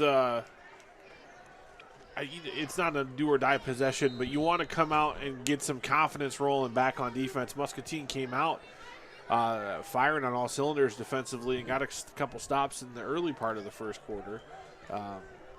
After they did get down, but they were able to hold serve for a few possessions there.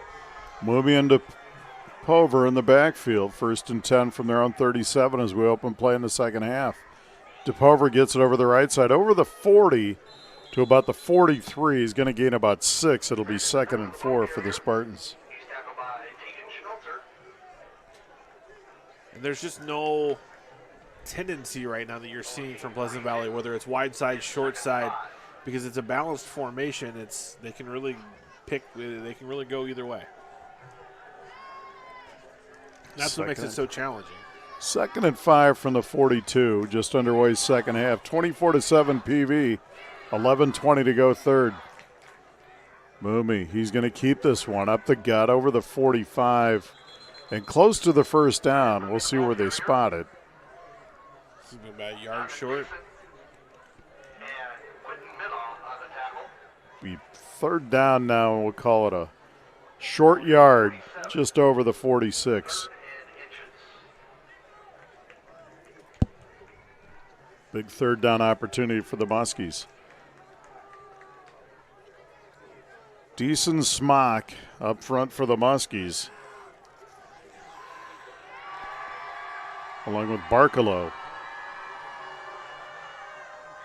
And there's Moomey on the keep, and he's going to get the first down out to midfield. 1st and 10 Spartans. Mida, Ulsis, Thomas, and Rangel, the linebackers for the Muskies. Wee and Tia at the corners, and in the safety position, Hardy and Smelzer. Hardy started there a week ago, playing both ways a lot. Yeah, both he and Peterson are the two players who play the most snaps going both ways for Muscatine. First down at midfield. This is an option left. Moomey. He's going to pitch it to Brandmeier, and it's strung out by Prince Wee. Good play by the corner. Short gain there. Great play, Joel. Yeah, good support there from his corner position. Is that a towel on the ground or a flag? I can't see from where I'm at. But yeah, it's just a towel. But they strung that out nice. The late pitch, that's a risky pitch for the Spartans. Moomey and Muscatine was able to tackle him for a short gain. 2nd down and 9 Spartans on the Muskie 49. Moomey under center, gives it to Pover over the left side. He's at the 45 and dives ahead to the 44. He'll gain 5. It'll be 3rd and 4 Pleasant Valley on the Muskie 44. And it's like the Shawshank Redemption where he's got the rock hammer and he's whittling away at the wall. And then eventually they just try to get that big chunk of limestone to come out of the cell wall, and then it's a jailbreak at that point. But that's what this offense is. It's a patient approach, trying to just get the big play. 3rd and 4. And this is Moomey keeping it over the right side, inside the 40, 35 down inside the 30. And they're going to spot it at the 29. And that's a 15-yard gain. Prince Wee with a stop, and it'll be 1st and 10 Spartans on the Muskie 29. Shawshank Redemption, I thought maybe you're going to your Morgan Freeman here. No, I don't have. That's Tony Tone who has the Morgan Freeman impersonation, not me. What a classic voice that is, no doubt. I'm not even going to try. 1st and 10 PV on the Muskie 29. Opening drive, 3rd quarter. There's a give to DePover over the right side. He bounces it outside, 25-20, inside the 15, and down to the 14. He's going to gain 15, and it'll be 1st and 10 Spartans on a Muskie 14.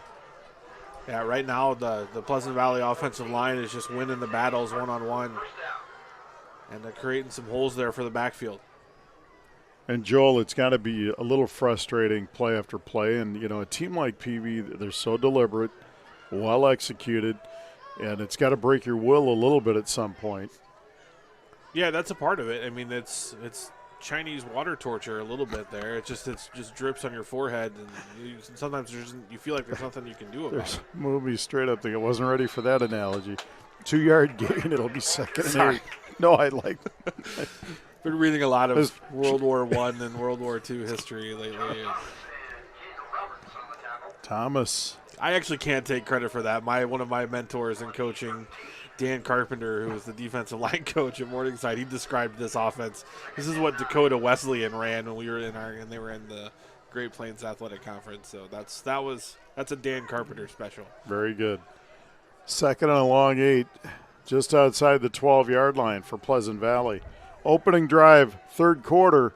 They lead 24-7, 7:15 and ticking in the third. Moomy, he's going to option to the left. This is Brandmeier, strung out by Prince Wee. Great defense by the Muskies there. No gain on the play. And it'll bring up 3rd and 8. And Ocampo with the assist. Really, everything to the edge has been pretty well defended by Muscatine. It's the fullback in between the tackles. It's been the challenge on this drive, especially. The teams have a hard time running wide on the Muskies. Muskies have excellent team speed. And just two corners who can flat out tackle you. 3rd down and 8.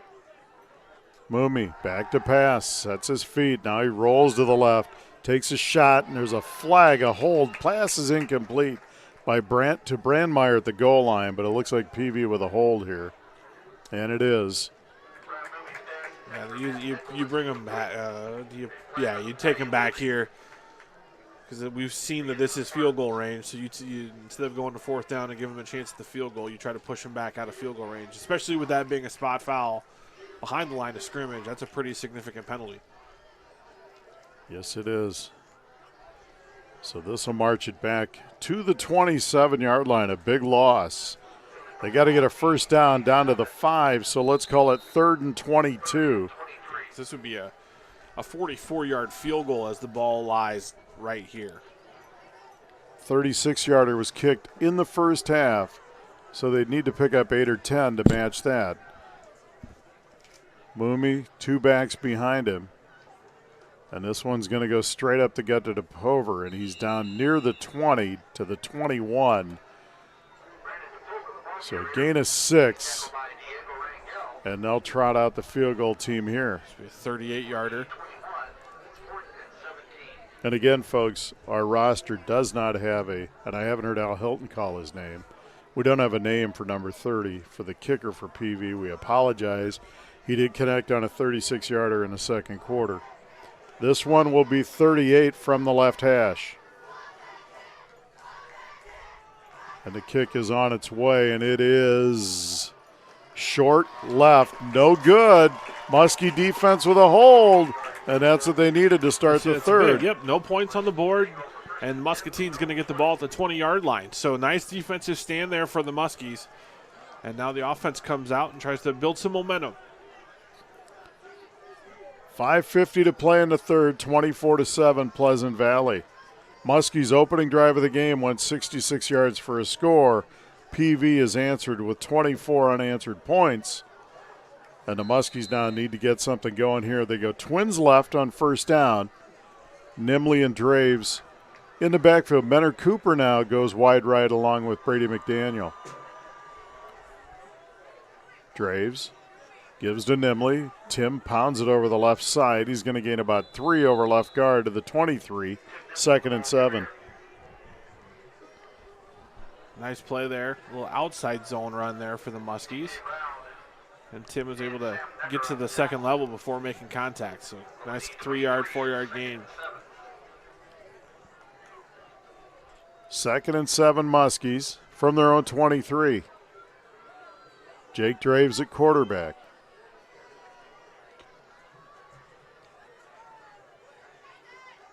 There's Draves. He gives to Nimley again, straight up the gut, over the 25 to about the 26. They're going to spot at the 27, a 4-yard run for Nimley. It'll be 3rd and 3. And that's a good play. I mean, trying to get that 4 yards in a cloud of dust sometimes is the way to go.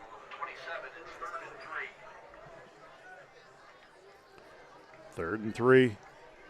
Muskies from their own 27. You can see these defensive ends for Pleasant Valley, how low they get in their stance right off the snap.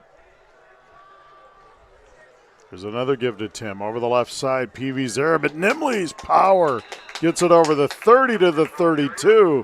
A 5-yard run, and Tim Nimley carried tacklers for about 2.5 of those. And the last 2 snaps on that for the Pleasant Valley defense, they've pinched with their defensive ends, and the outside linebackers have had the outside contained, and their middle linebackers are actually flowing to the C gap. So Muscatine doing a nice job of attacking that bubble that's created through that motion. 1st and 10 Muskies, they're on 32. Nimley in motion now.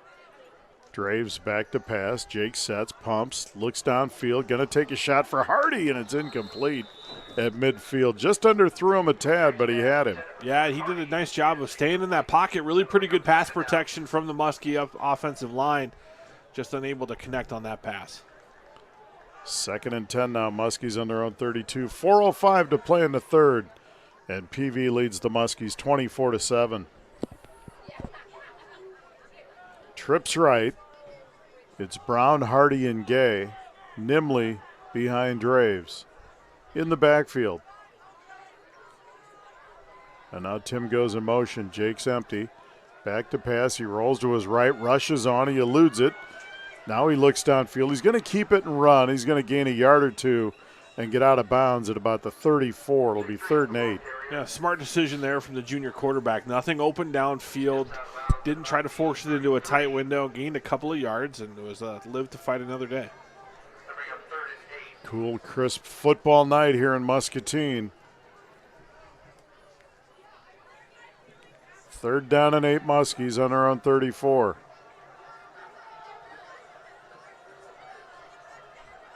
New formation there is Matthias is split wide right, and Hardy is in at tight end. He's an eligible receiver, and he's going out for a pass. Draves looks, takes a shot for Gay. He's got it, and then he drops it over the 45 in PV territory. Boy, a great play design, and almost a huge play. Eli had it, bobbled it, couldn't hang on, and the Muskies have 4th and 8. Yeah, got everything that they were looking for out of that formation. It was a unique formation. Drew the eyes, did Hardy of the 2 safeties, and then Eli running a route just kind of right underneath of Hardy, and they flooded that zone coverage, and he's just unable to secure the catch. And now Xander Morgan on to punt on 4th and 8. Jose Lara is back at his own 35-yard line. There's a low snap. Morgan picks it up, but it's blocked by PV. And they're going to recover it at about the 24-yard line, or that's where the Muskies jump on it. But PV with a blocked punt. And that's a turnover there as they've recovered an onside kick, had an interception, and now a blocked punt. A great field position for the Spartans as they take over 1st and 10 of the Muskie 24.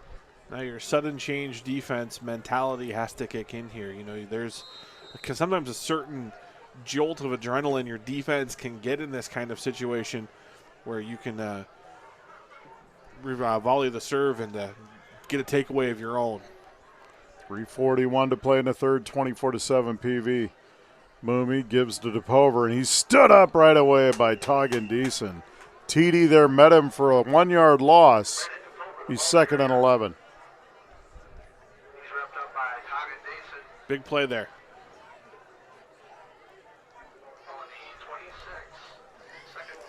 The Muskies just looking for an opportunity, maybe just any sort of big play to get back into this football game. 2nd down, 11, just outside the 25. Moomy gets a snap, back to pass, sets, and intercepted by Diego Rangel. Hit the 40 and out of bounds. Great interception by Rangel from his linebacker position. Yeah, outstanding job. He He reads the play, and the minute he saw that pass block, he started to drop into his drop, and they tried to hit a quick hitter right behind him, and he was right there in the passing lane. Big play from the outside linebacker. The Muskie defense with a 3-and-out and an interception in the first 2 drives of the second half. Giving the Muskie offense some life now. 1st and 10 on their own 37 with 2:57 left in the third. Trips left. Nimbley and Draves in the backfield on 1st down.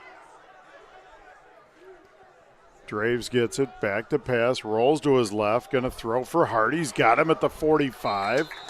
Going to be a gain of about 8. It'll be 2nd and 2. Tremendous hands catch from the senior receiver, Zach Hardy. A little bit behind him, but he was able to get his hands out in front of it and keep that ball, catch that ball away from his body. 2nd and 2 Muskies. Good pitch and catch there from Jake Draves to Zach Hardy. Sean Brown wide right, Nick Peterson left. And again, you've got Hardy at tight end right. Draves back to pass, pump fake. Now he looks, going to take a shot over the top for Hardy, and it's incomplete. And it'll be 3rd and 2. Yeah, I like that shot there on 2nd and short. Knowing you can come right back to your full complement of offense, whether you want to run the ball, throw the ball, or go to your quick game. I like that adjustment of putting Hardy in the tight end and trying to get him lined up on a safety or a linebacker, trying to win that speed advantage. And they have won those on some matchup issues there, Joel. It's a good design there by the coaches. 3rd and 2 from the 45. There's Draves over the middle. Got a man, Peterson, at midfield. He avoids a tackler, but then he's taken down. But a 1st down pitch and catch from Draves to Peterson. Yeah, that's a situation where the young man's just got to turn it upfield. I know you've got some ability to break a tackle there, but Nick Peterson did get the 1st down. But, boy, coaches, you get a little bit nervous when your guy takes a couple steps backwards to try and break one. Gain of 4, 1st and 10 Muskies on the 49.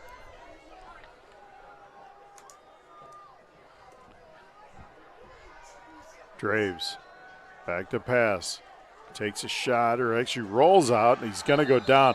Looked like he was going to get rid of it. He tucked it and ran, and he's going down for the sack. And that's Logan Collier with a sack for Pleasant Valley all the way back to the 41-yard line, so he's going to lose 8.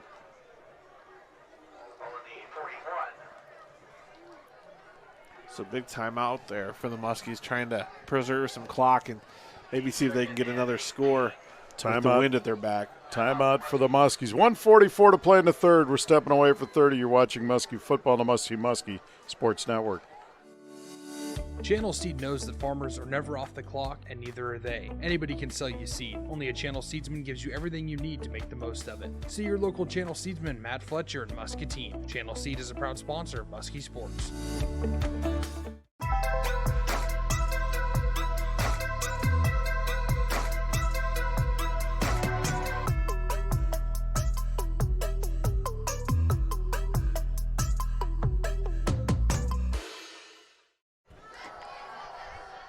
Back at Muscatine Community Stadium, Brian Musell, Joel Crossar. I want to say hi to Chris Anderson. He's making the trip to Ann Arbor to watch Michigan lose to the Hawkeyes tomorrow. So, Chris, hope you enjoy that big blue trip. Yeah, how's it? He, by the way, wants to hear you do a Morgan Freeman. Yeah, I know. That's not happening. 2nd and 18 Muskies. I want to see a kid growing up in Iowa root for Iowa, not Michigan. Good point. Draves rolls to his left, flares it out for Peterson, complete. And out of bounds at about the 49. So he's going to gain 8 yards back. It'll be 3rd and 10 Muskies from the 49.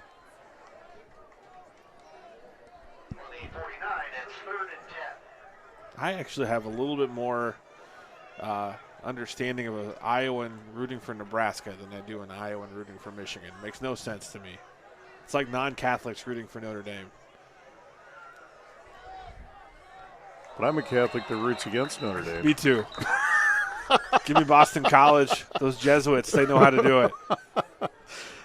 And now we've got a flag and an offsides, Pleasant Valley. That's a big penalty against the Spartans there. Absolutely. So it'll bring up 3rd and 5 now from just inside the PV 46 as the Muskies have gone into PV territory for the first time in the second half. That's a big penalty because it makes it a much more manageable third down here. Third down and 5 Muskies, 46-yard line of PV. Draves back to pass, flares out the flat for Nimley. Tim at the 45, dances outside, and he's going to be just short of the first down. It'll bring up 4th and 1 for the Muskies. Let's see where that spot officially ends up. Going to spot this just inside the 42. All right. 4th and 1, look for Nimley here. Oh, yeah. Clock at 50 and ticking here in the third. PV leads the Muskies. And Ulsis is going to take the snap. And he's going to give to Nimley. And there he goes. Tim, 35, 25, 20, 15, 10. Inside the 10. Tim Nimley broke it open. Now you go tempo here. 35 Don't even change yards. personnel. Don't even change personnel. Muskies now 1st and goal in the First National Bank red zone from the 6-yard line. A 36-yard run for Nimley on 4th and 1. Ulsis remains at quarterback. Peterson and TD in front of him as we go heavy package. And they give this one to Nimley. He's met in the backfield. PV sniffed that one out. And he's going to gain a yard to the 5. Go see Wayne Johansson and Ron Monahan at First National Bank. This might be the last play of the quarter Muscatine. here. And the clock is ticking away, and the Muskies going to let it run out here. And they will. We've played 3 quarters. It's Pleasant Valley 24 and the Muskies 7. We're stepping away for 60. You're watching Muskie football on the Muscatine Muskie Sports Network. Help us label a landmark. The MPW water tower is due for a paint job next year. It just so happens the state of Iowa is running a contest to give one city a one-of-a-kind graphic designed by an Iowa artist. To win, towns statewide must submit videos about water and community pride. Our video is awesome, but we need your votes October 1st through October 11th. Any Facebook user anywhere can vote one time every 24 hours. So vote every day. Share the post and tag your friends. Let's win this thing. Chicharo's Mexican Restaurant is where Muskie fans go before the game. Our Southern Mexican cuisine is truly unique to Muscatine, and we make sure everyone who walks in is treated like family. Chicharo's Mexican Restaurant is a proud supporter of Muskie Athletics. Why should someone bank at First National Bank? Because we care about our customers and we're committed to meeting their financial needs, and we're also a big part of the community. Team Muskies 7. The Muskies, though, have 2nd down and goal from the PV 5 as we'll open quarter number 4. Muskies open the scoring in the first quarter, their opening drive, and kick the extra point, led 7-zip. Pleasant Valley has scored 24 unanswered to this point. And they stay. Little wildcat here as Eli Gay's going to get the snap this time, Joel. Nimley behind him. I like it. Try to get Motion playmakers. man is Cooper, and there's Eli Gay and the keeper straight up the gut. And he's running to the end zone. It looks like a touchdown, Eli Gay. 5 yards out, they go wildcat. And Eli Gay kept those legs moving and found the end zone. And with 11:54 left in the game, it's 24-13 Pleasant Valley. And that's what you want to do. Start the quarter off with that score. I'll tell you what, the largest comeback I've ever seen in a high school football game was Muscatine against Pleasant Valley in 1997. I think it was a 28-point comeback. There's the extra point by Smock, and it's good. 11:54 to play in the fourth. 24-14 PV. We're stepping away for 60. You're watching Muskie football on the Muskie Sports Network. The mission of our company is to serve our clients with the most efficient and courteous service available. People in our community, when they ask, who are we going to get for pest control, they just call Bosch. Remember, insects or pests, call the best, Bosch Pest Control. If you're passionate about working in healthcare, we're passionate about helping you make it happen. Health professionals are in demand, offering great pay and rewarding work. We're proud to prepare your path ahead. We are Eastern Iowa Community Colleges, the community's college. All right, guys, we got some great news. There's a rumor out there. There's a huge sales call coming in today. Good thing Jimmy's not here to steal my thunder again. A big sale? I wonder who it is. Huh. Did I pack a tuna sandwich this morning? Why wasn't I in the last commercial? All right, everyone on the same page? You guys are not going to believe this. Oh, I got it. Oh, hello, this is Jim. Can I help you? Yep. Thank you for the business. Back at Muscatine Community Stadium, Rory Smock on the approach and the kick. And this one's going to go, Lara's going to retrieve to the 11 to pick it up. He's at the 20, 25, 30, and the Muskies are there to get him to the ground. At about the 32-yard line where PV will take over. And the Muskie defense has really risen here, Joel. A 3-and-out, or not a 3-and-out, but a stand and a missed field goal on the first drive by PV. And then that interception. And an interception on the second one. So they've really been stout here. Another stop, and this could get interesting. Yeah, you got to be playing with some confidence. Muscatine's defense has really played pretty well. I know the scoreboard shows some points given up, but they haven't really had that catastrophic error, and then what they really need to do is just continue to try and create that other turnover. Wilson wide right to Pover in the backfield behind Mooney, and there goes the motion man, Brandmeier, and it's going to be strung out there by Jorge Ocampo, and the Muskies try to rip the ball out, but no gain, and it'll be 2nd and 10. Yeah, again, good perimeter defense from the Muskies on the option, and Mooney they're making him not be able to make a clean decision on that. They're almost slow playing him by a step or two, not giving him a clean read to pitch or keep. 2nd and 10 Spartans, 11-15 and ticking in the game. They lead the Muskies 24-14.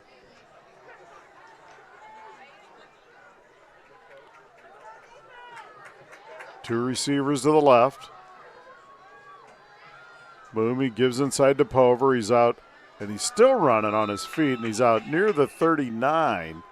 So it's going to be a gain of about 7, and that'll bring up 3rd and 3. Really, that's been the best play of their offense, has just been giving it to the fullback and seeing how much he can get.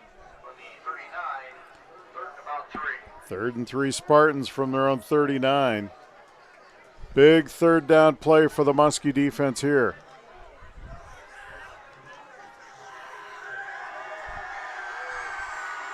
DePover stands behind Mooney, and he's going to get it this time. So it's Mooney keeps it. TD hits a fumble. Muskie ball ball. on the ground, and the Muskies have it. Muskie ball. There it is. Looks like Quentin Middaugh with a recovery. Boy, the hit was there. I think and the Muskies are getting it back. 1st and 10 on the 39. Looked like there was that interior of the defensive line, and Prince Wee also in there coming off the corner. Boy, Mooney kept it, and he took a shot right at the sticks, and he coughed it up. Quentin Middaugh on a recovery, and the Muskies got something going. 1st and 10 on the PV 39. Great field position here, and see if you can keep this momentum going. 10-18 to play. The Muskies trail 24-14. You got Hardy one-on-one to the top side of the field. Draves back to pass, flares it out for Gay. Eli down near the 40. Boy, he's hit hard. He's going to gain nothing. No gain on the play. It'll be 2nd and 10. Muskies looking to try and get a big play in their offense in that pass game and trying to get the ball to Nimley in space where he can break a tackle.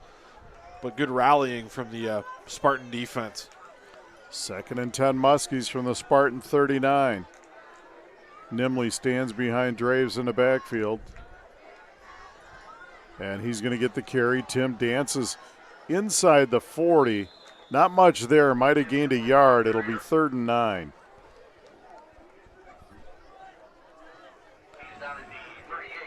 Spartan defense doing a nice job on that. Shucking the blocks at the line of scrimmage and making contact with Nimley, right at the line of scrimmage. 3rd down and 9 Muskies from the PV 38. 9-10 and ticking here in the football game. 24-14 Spartans. Draves gives to Nimley. Tim dances to the outside. Peavy strings it out, and they're going to get him down for a short gain.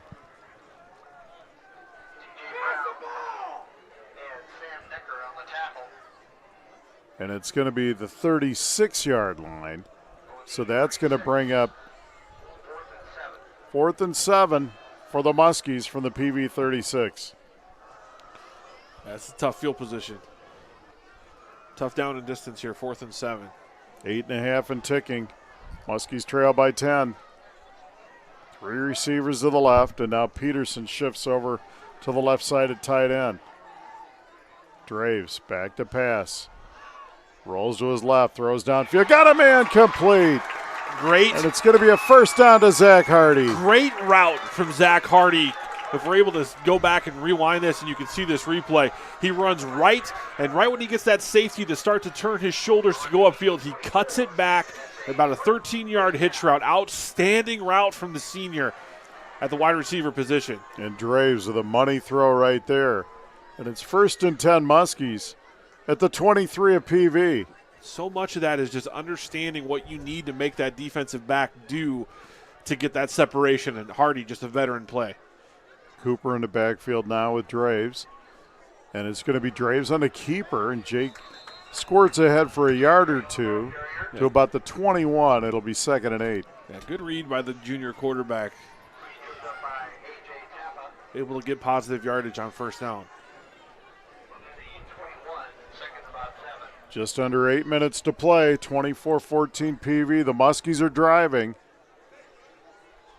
Big fumble recovery as they've gotten 2 turnovers here. One towards the end of the third on an interception by Rangel, and then a fumble recovery by Middaugh. 2nd and 8, 21-yard line. Draves back to pass, rushes on, he bounces to his left, throws, got a man nimbly, and it's complete. And he's going to be inside the 20, and they'll spot this at about the 17, a gain of 4. And that'll bring up 3rd down and 4 from the 17. I like the tempo the Muscatine's operating at. They're under control, but they're still operating fast. Draves back to pass. Jake rolls to his right. Looks downfield, takes a shot to Hardy, and it looks like it's complete. They call it incomplete. At the 13, that'll bring up 4th down. Yeah, ball just a little low. Hardy unable to get his arms under it. Would have been short of the first down, even upon the completion. Coach Mueller had the guys there taking a quick unofficial timeout to talk to the guys there. 7:04 as the clock stops on the incompletion. 4th down for the Muskies. Big 4th down play here. Just inside of 5 yards. They got to get to the 13. They're just inside the 18. Draves back to pass. Jake rolls to his right. Now he's going to throw back to his left for the corner of the end zone for Hardy, and it's incomplete at the goal line. Number 21 in coverage for Pleasant Valley, Francois, and Hardy went up for the football. Joel, what'd you see there? Yeah, that was just 2 players going for the ball. I didn't see anything that looked like pass interference from my vantage point. And both players have a right to get to the ball. I didn't feel like it was a egregious contact on that one. So a turnover on downs, and PV will take it 1st and 10 on their own 18. A big stand for their defense as the Muskies had something cooking. 6:58. Muskie defense needs to rise once again to the occasion here. Go ahead. Yeah, they're just trying to get back into the takeaway game, into the turnover margin with that blocked punt and the There's interception. Mooney over the right side, and he's going to gain a couple over the 20 to the 21. A short gain of 3, 2nd and 7. You know, it's cliche for a reason, but turnover margin and time of possession are usually 2 statistics that will tell you what's going to happen in a high school football game especially. And right now, turnover margins even up. Both teams have 2 takeaways. And then right now, it's all about time of possession, and Pleasant Valley has dominated that category so far this game. 2nd and 7, PV on their own 21. And they're milking the clock now as Moomy's watching the play clock before he goes to the center. And now he gives to Venske, who's checked in. And he's out over the 25 or to the 25. We'll see where they spot this. And he's over the right at the 25. So it's going to be 3rd and 3 PV on their own 25. 5:45 and ticking here in the 4th. PV leads the Muskies 24-14. Right now, Muscatine has 2 timeouts. They'll probably get under the 4-minute mark before they start looking to use those.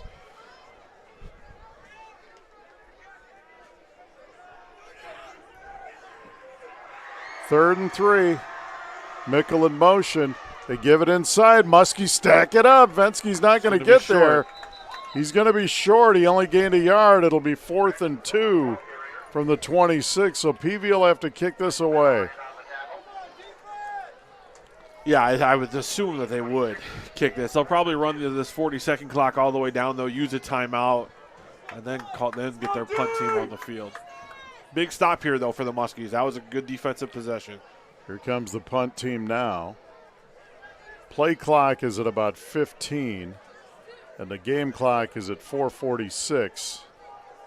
Right now, Eli has got to do his best that he can to field this punt in the air, even if it's a fair catch, to preserve some clock and field position. Oh, high snap! Over his head! Snaps in the end zone. Sutherland picks it up. He's going to run. Safety! And the Muskies are going to get a safety. They bury him in the end zone. This is big because now Muscatine will get the ball after this 2 points. So that was absolute worst-case scenario for the Spartans. A high snap over the head of Sutherland. He ran it down. Couldn't get it out of the end zone. A safety. So it's 24-16, and PV, you're right, Joel. They're going to have to punt. One-score ball game here. And they've got to kick it from their 20-yard line, so it should be strong field position for the Muskies.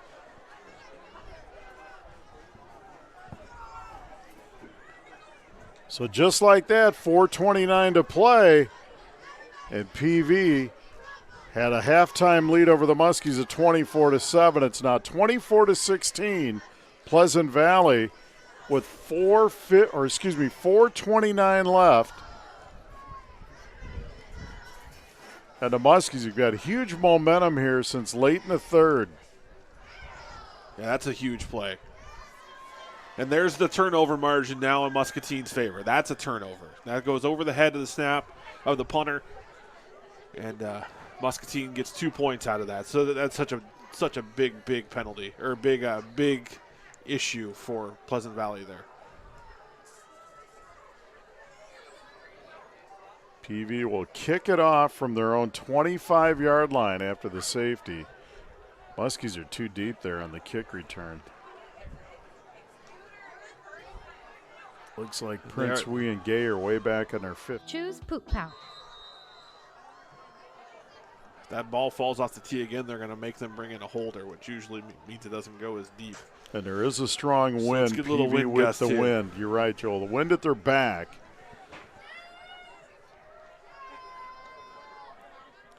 Muskies at 2 timeouts left, PV with 3. And there's the approach and the kick. And it's going to be Eli Gay on the 21. He's to the 25, 30, 35, 40. Eli to the 45, midfield, 45, 40, 35, 30. Big return. And down inside the 30 to the 28. Eli Gay. And the Muskies are in business. 1st and 10 on the PV 28. The momentum is clearly on Muscatine's side right now. Huge return for Eli Gay. 4:20 to play. And I even think Pleasant Valley had an illegal kick formation on that. I don't think they had enough guys on the correct side of the kicker. But Muscatine didn't care. Big return there. No. 1st and 10 Muskies.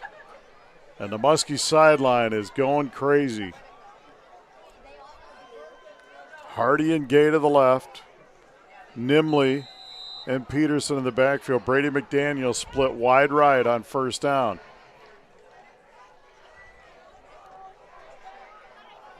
Jake Draves has gone all the way at quarterback tonight for the Muskies in his 2nd start.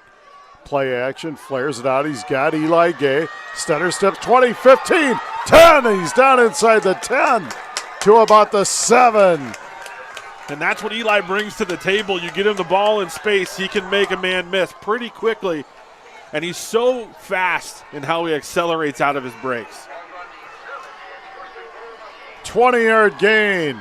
And the Muskies are in a First National Bank red zone. Come and see me, Brian Musell at First National Bank of Muscatine. There's a shameless plug for you, Joel. No shame in that. 1st and 10. 1st and goal from the PV 7, 24-16. PV leads by 8. Trips right for the Muskies. Draves gives to Nimley. Tim dances inside the 5. Push reaches for the goal line, and he's down to the 1. A gain of 6, 2nd and goal. And here comes the heavy package. This is like that. Remember when Oklahoma had that Blake Bell at quarterback? It's like the Belldozer package with Olsis coming into the game at quarterback. Olsis comes in and TD comes in. I want to see TD get the football. I want to see a carry here. He's got that same number as the fridge. The fridge. Clock at 3.5. These kids have no idea who the fridge is. Olsis gets a snap. Quarterback sneaks straight up the gut. Is he in the end zone? They're going to blow him dead. And he's short of the end zone, so it's going to bring up 3rd down and goal from about the foot line. You're going to see another one of these. Yeah. What was interesting is I thought I heard a very quick whistle on that, which is a little bit peculiar. I don't know how that's not a the ball's almost spotted over the goal line. Game clock inside of 3. Olsis, Nimley and TD and Peterson right behind him. There's the give to Olsis to the end zone. And there's no way he can call him short. That's awful officiating. That is awful officiating. That's not how they teach the mechanics, and it's frustrating as an announcer to watch people screw that up. And I'm sorry for being critical, but that is mechanically flawed how that official just did that. So 2 straight shots with Olsis inside the 1, and it's 4th down Muskies. Here it is, folks, from the 1-foot line. Olsis now in the gun. He gets it. He gives to Nimley. Straight at the gut. Touchdown. Tim Nimley from 1 yard out. And it's 24-22 with 2:14 to play. Go for 2 here. You got this is your 2-point conversion situation here. Nimley pounds it in from 1 yard. And this is what you practice all week. You go through a 2-point conversion period just to be prepared for a time like this. Here we go. 2-point conversion time. 2:14 left in the game. The Muskies have come storming back here in the 4th. Draves and Nimley in the backfield. Twins left, and now Gay goes in motion to the right. And there's a play-action pass over the middle, and they get it! It's a 2-point conversion to Nick Peterson. There it is, that tight end pop pass. They caught him selling out against the run. Hit that tight end wide open across the line of scrimmage. We're tied at 24. We're stepping away for 30 seconds. You're watching Muskie football, the Muscatine Muskie Sports Network. Choose Poop Pals for your local pet waste management, lawn care service, snow removal, and much more. Starting as low as $7, call your friendly neighborhood pooper scoopers for a quote. Proud supporter of Muskie Sports. Hello, my name is Brad Kistner, owner of Avenue Subs. Avenue Subs has been a local favorite in Muscatine for years, and we're dedicated to bringing you big sandwiches and big smiles. We're community-driven and proud to call Muscatine our home. On behalf of all the employees at Avenue Subs, go Muskies! Channel Steed knows that farmers are never off the clock, and neither are they. We are back at Muscatine Community Stadium. Brian Musell and Joel Crosshauer. The Muskies trailed 24-7 at the half, and they've come storming back with a touchdown, actually 2 touchdowns, and a safety and a 2-point conversion here in the 4th. And we're all tied up at 24 with 2:14 left. Lara deep for PV along with Brandmeier. Rory Smock will kick off for the Muskies. PV with the wind at their back here, and the ball blows off the tee. And Joel, the wind's getting up in the press box here. Yeah, what's going on? I'm getting either old or what, but I'm glad I wore some long sleeves tonight. There's a ground ball kick, and PV covers it up at the 34. And so they'll take over their 1st and 10 on their own 34. 2:13 left. They have 3 timeouts left. The Muskies have 2. And we've had a heck of a high school football game here tonight in Muscatine. Yeah, you can't relax as the Muscatine defense because Pleasant Valley's got enough time and enough timeouts to stay in their base offense where they're running the ball. So still keep your assignments. Be sound like you've done most of the second half and do your best to try and get the ball back here. Mooney has Brandmeier and Mickle in the backfield with him on 1st down. Wilson split to the right. And there's the give inside Brandmeier over the left side. Rory Smock gets him down Nice from play. behind. He's going to gain 2. 2nd and 8. That's a nice play by Smock.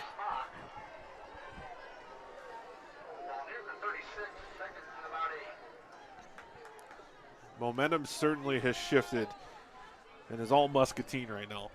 All Muscatine, 2nd and 8. Tied at 24. Lara and Brandmeier to the right. DePover back in the game. Mooney rolls to his right. He's got some time. He throws into the ground, incomplete, 3rd and 8. And that's a big play for the Muskies. It stops the clock. Yeah, and the Spartans actually got bailed out there. Missed holding call as Quentin Middaugh came in. The wingback grabbed his wrist right there in front of the official. Missed that call because that could be another negative 10-yard play there for the Spartans. 3rd and 8, Pleasant Valley on their own 36. 1:38 left in the game. We're tied at 24. And the Muskie faithful and this is a having a situation good time. where if Muscatine's able to stop him in bounds, you might see Coach Mueller use a timeout trying to get the ball back with a few more seconds on the clock. Twins right for the Spartans. Mooney back to pass, flares out, incomplete. Oh, intercepted? Nope. Oh, no. okay. On the ground, it was incomplete. close. Takportia dove. And it's 4th and 8. Peavy going to have to punt this one away. Yeah, and without forcing Muscatine to use any timeouts here. So 1:37 left. Big opportunity here for the Muskies. And their last punt attempt, there was a snap over the head of Sutherland into the end zone. Be a great time for a another Muskie safety. And Joel, that's got to be way a little bit into the head of the long snapper. Yeah, you want to. I mean, it can be sometimes like a pitcher who gets the yips. You just never know. Eli Gay stands back on his 20. It's a good snap, and there's a run up in the kick. And it's a short kick. And it's going to take a PV roll inside the 30 to about the 28. So the Muskies will take over 1st down on their own 28. 1:27 left and 2 timeouts in their pocket. And they got a shot here. Yeah, 2 timeouts. You can really you can still run the ball. So maybe see if you can get a breakaway here on the offensive side. I've been really impressed with the resiliency of the Muscatine offense tonight. Just staying patient, and when the defense gave them opportunities, they've taken advantage so far. 2-by-2 formation on 1st and 10. Nimley stands behind Draves. 1st down from the 28. Draves gives to Nimley. Tim bounces over the left side. 30, gets to the edge. 35, 40, and out over the 40 to about the 42. 14-yard run on 1st down. That stops the clock momentarily with a 1:19 left. Coach Mueller calling out the play. Draves now runs over. And there's plenty of time. 2 timeouts remaining.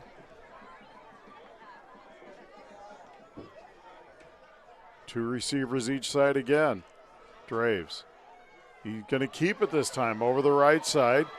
Jake looks downfield. He's going to try to get out of bounds. Oh, he takes a big hit. The 47-yard line. Really laid him out. And Jake Mueller going to have to burn a timeout probably here with the clock running. I think you maybe just – yeah, and I think Draves is actually – he's taking himself out of the game. And Jake gets a timeout now with 43. I thought they were going to call it. There was about 52 seconds when he took that shot. And the Muskies do get a timeout. A 5-yard run by Draves. We're going to leave it right here out to the 47. It's 2nd and 5. With 43 seconds left, the Muskies have a timeout. If you just joined us, folks, the Muskies scored on their opening drive of the game. Went 66 yards, led 7-zip. PV then scored 24 consecutive points in the second quarter, or 24 the rest of the first half, and led 24-7 at the half. No scoring in the third, and it's been all Muskies here in the fourth as they've got a touchdown a 2-point conversion, and a safety, and another touchdown. So the Muskies have come roaring back with 17 fourth-quarter points to tie this at 24. And what looks to be the case is, as Draves is looking into things with the trainers, Sam Wieskamp's going to be in the game at quarterback. It looks like he's in the huddle right now after warming up on the sideline. Yeah, Jake Draves running through some tests with Nicole Calvert to make sure he's okay there. Those look good. And since they did call a timeout, Jake could come right back into the game here if he's deemed able to by the medical staff. Draves has played a heck of a game in his second high school start tonight. Hardy split wide left, Eli Gay slot left, Brown wide right on 2nd and 5, and now Sean Brown shifts over to the left. Sam Wieskamp in at quarterback, his first snap of the night. Sam, little shovel pass to Nimley. Nimley straight up the gut, and he's hit hard. He's not going to gain anything, and he goes down right there at the 47-yard line. Timeout, Muscatine.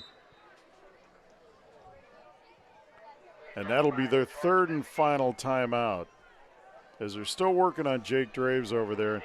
You know, heck of a spot for them to put in. Sammy Wieskamp comes in, 24 all. It's kind of like bringing the closer in at the end of the game.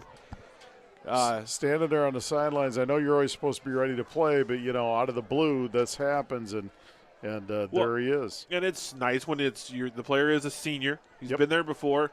He was, the backup all season last season, so he's mentally prepared. He's been prepared for this. And he started the first 3 games of the season, or first 2 games of the season. So he's got plenty of experience, and he's plenty of time at the helm of this offense from the out-of-season program. So Muscatine's in it. There's no real drop-off with all 3 of their quarterbacks. They all bring something to the table.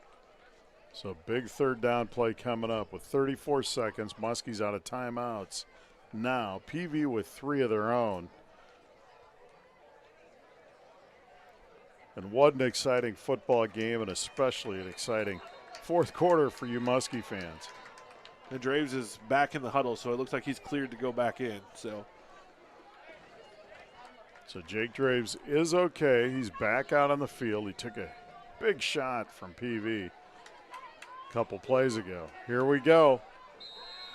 Third down and 5 Muskies. Just shy of their own 48-yard line. Hardy at tight end here. Draves back to pass. Takes a shot downfield for Sean Brown, and it's deflected out of bounds. Good coverage on the play by Blake Sherman for PV. It'll be 4th and 5. And the Muskies will punt this one away as Xander Morgan comes in with 29.4 seconds left. PV's not even putting a guy deep, they believe. Well, Morgan in a short formation, but this is a punting formation for him. And he will kick. And it's a short kick, and it goes out of bounds. And we'll see where they spot this. At the 32-yard line. So PV will get it at their own 32 with 25 seconds left. The wind at their back and 3 timeouts. Yeah, we'll see how aggressive they are. I'd come out and at least take my shots. They've really not challenged the ball too much vertically, has Pleasant Valley's offense. It's been a lot of bootlegs, and when you do that, you're really kind of limiting yourself to half the field. But it gives we'll see if they're able to do it. You also might just see them come out and kind of run their base offense and see if they can break one too, not with those 3 timeouts. They've tried 2 field goals, 1 in this direction, made it from 36, and 1 going into the wind in the second half from 38 that was short. Moomey has 2 receivers to the left or right, 1 to the left. Back to pass. Sets his feet, fires over, intercepted by Rangel, and down at the 47. And the Muskies get the ball right back. Rangel's second interception. Yeah, big interception there. Man, I almost thought he had a chance to maybe break one and get a decent return on that. But with the ball on your plus side of the 50-yard line here, if you can get something here with 18 seconds, you might get a chance to get into field goal range and see if you can try one, at least give yourself a chance. 1st and 10 Muskies on the PV 48.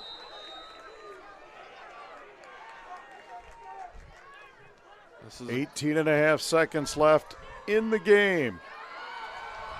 Tied at 24. Trips right for the Muskies. Peterson wide left, and down Nimley goes in motion. Draves is empty. Back to pass. Rolls to his right. He's got Goes to Gay. Gay. He's got field. Eli to the 40. He's to the 35 and down right there in a scrum, and that'll stop the clock. Muskie's going to have to clock this football right away. Clock it, clock it. Got to line up and clock it. They have no timeouts. PV's got a man down, and he does get up at the 33. They snap it, and they fumble the football. Or was it a clock? It looks like, did they call that a clock? They did. I think the Muskies got a break there, Joel. And now they're going to try to do it again. And they clock it this time. They fumbled the first one. And now it should be 3rd down and 10. With 2.5 seconds left on the clock. Into the wind. Time for the Hail Mary. Yeah. This would be a 52-yard field goal. So this is definitely a Hail Mary or a lateral situation. I think, did Pleasant Valley call a timeout? No, I think they're wondering, and I'm curious too, because I don't know how the clock stays. Yeah, but it should either be, I don't know what happened. They're calling it an incomplete pass. They call that one an incomplete pass, but the first one was a snap that our center fell on. Well, I also think that the official blew it into play early because it was so are they calling it half? Oh, they're saying there's no time left. And I don't understand that because they blew the whistle and blew it dead. Yeah, but and the far side official. Okay, so we're going to overtime. We're going to overtime, what folks. This is. Right. So the Muskies have come roaring back, and now we're going to overtime with Pleasant Valley. And truthfully, that is probably the proper outcome because I think you and I both saw that as it was a fumble instead of an incomplete pass. Correct. A spike. Correct. So while Muscatine thought they had a 2.5-second chance here to at the end of regulation, honestly, with the official clock, which is kept on the field, right? I mean, I definitely can justify the decision from the officials there to make the call that they made. Correct. Oh, what a ball game! What a ball game! What a great game here, folks. Shut them out in the second half and get back into it. That's exactly how you drew it up at halftime if you're the Muskies. If you didn't make it out to this one, hopefully you're enjoying it. And if you were one of the many who appear to have maybe left early, hopefully you turn this on. And if you haven't, maybe you're listening to us and you want to see it, remember you can see this on Discover Muscatine on the YouTube channel or live stream it on the Facebook page as well. See this exciting finish. Great football game here. Best one of the year. Muskies won over Davenport North 13-7, but this has been the most entertaining game. And if they could come out of this with a win, that would be huge for all these kids that have put in so much work, and it would really help them going forward. That's now they got to do a coin toss where you look to, you go defense first if you win this toss. That's the preferred position to be in. At least my preferred position to be in if I was making the decision. Muskie captains are out. Now the PV captains come out. Been a hard-fought football game. Yeah, that's a good game.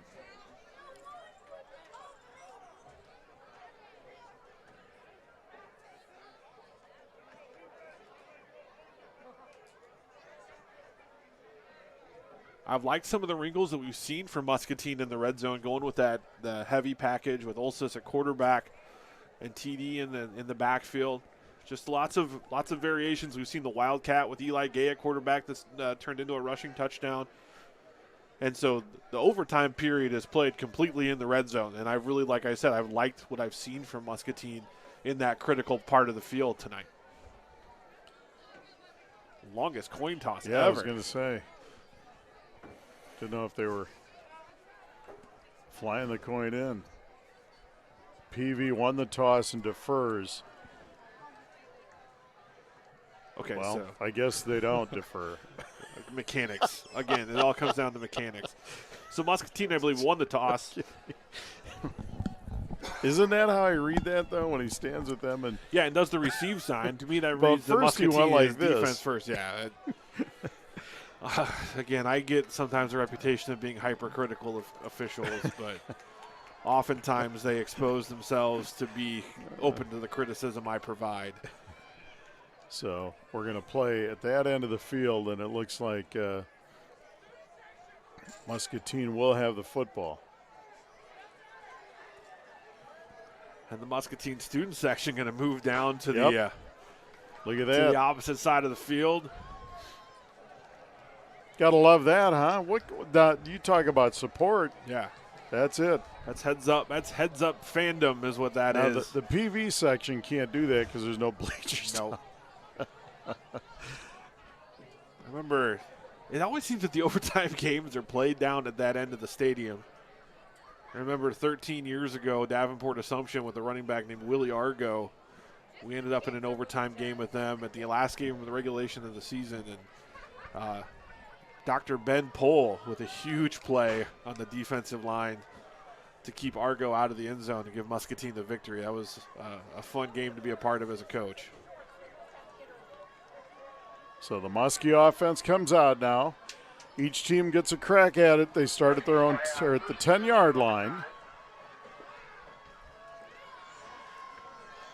Whoops, we're tied at 24, and I've got... And the wind is a gusting. Papers blowing everywhere here, folks. Muskie's with 3 receivers to the right. Draves he's going to keep it over the right side. Jake breaks a tackle, and he's down to about the 7. We'll call it a gain of 3. And so the overtime rules in Iowa is each team gets the ball at the 10-yard line, and they have 4 downs to score. And then the defense will get a chance. Second down for the Muskies at the PV 7. They've got 3 receivers to the left, Hardy, Brown, and Gay. Peterson at H-back, and Nimley stands right behind Jake Graves. There's Graves. He rolls to his left. And he's going to be taken down at about the 7. No gain on the play for Graves. Good decision not to throw that ball into traffic was Draves there. And now a big third down play, 3rd and goal. 3rd and goal for the Muskies. Lost a yard there to the 8. Tied at 24 in overtime. Hope you're enjoying the broadcast. Both teams get a timeout in these overtime periods.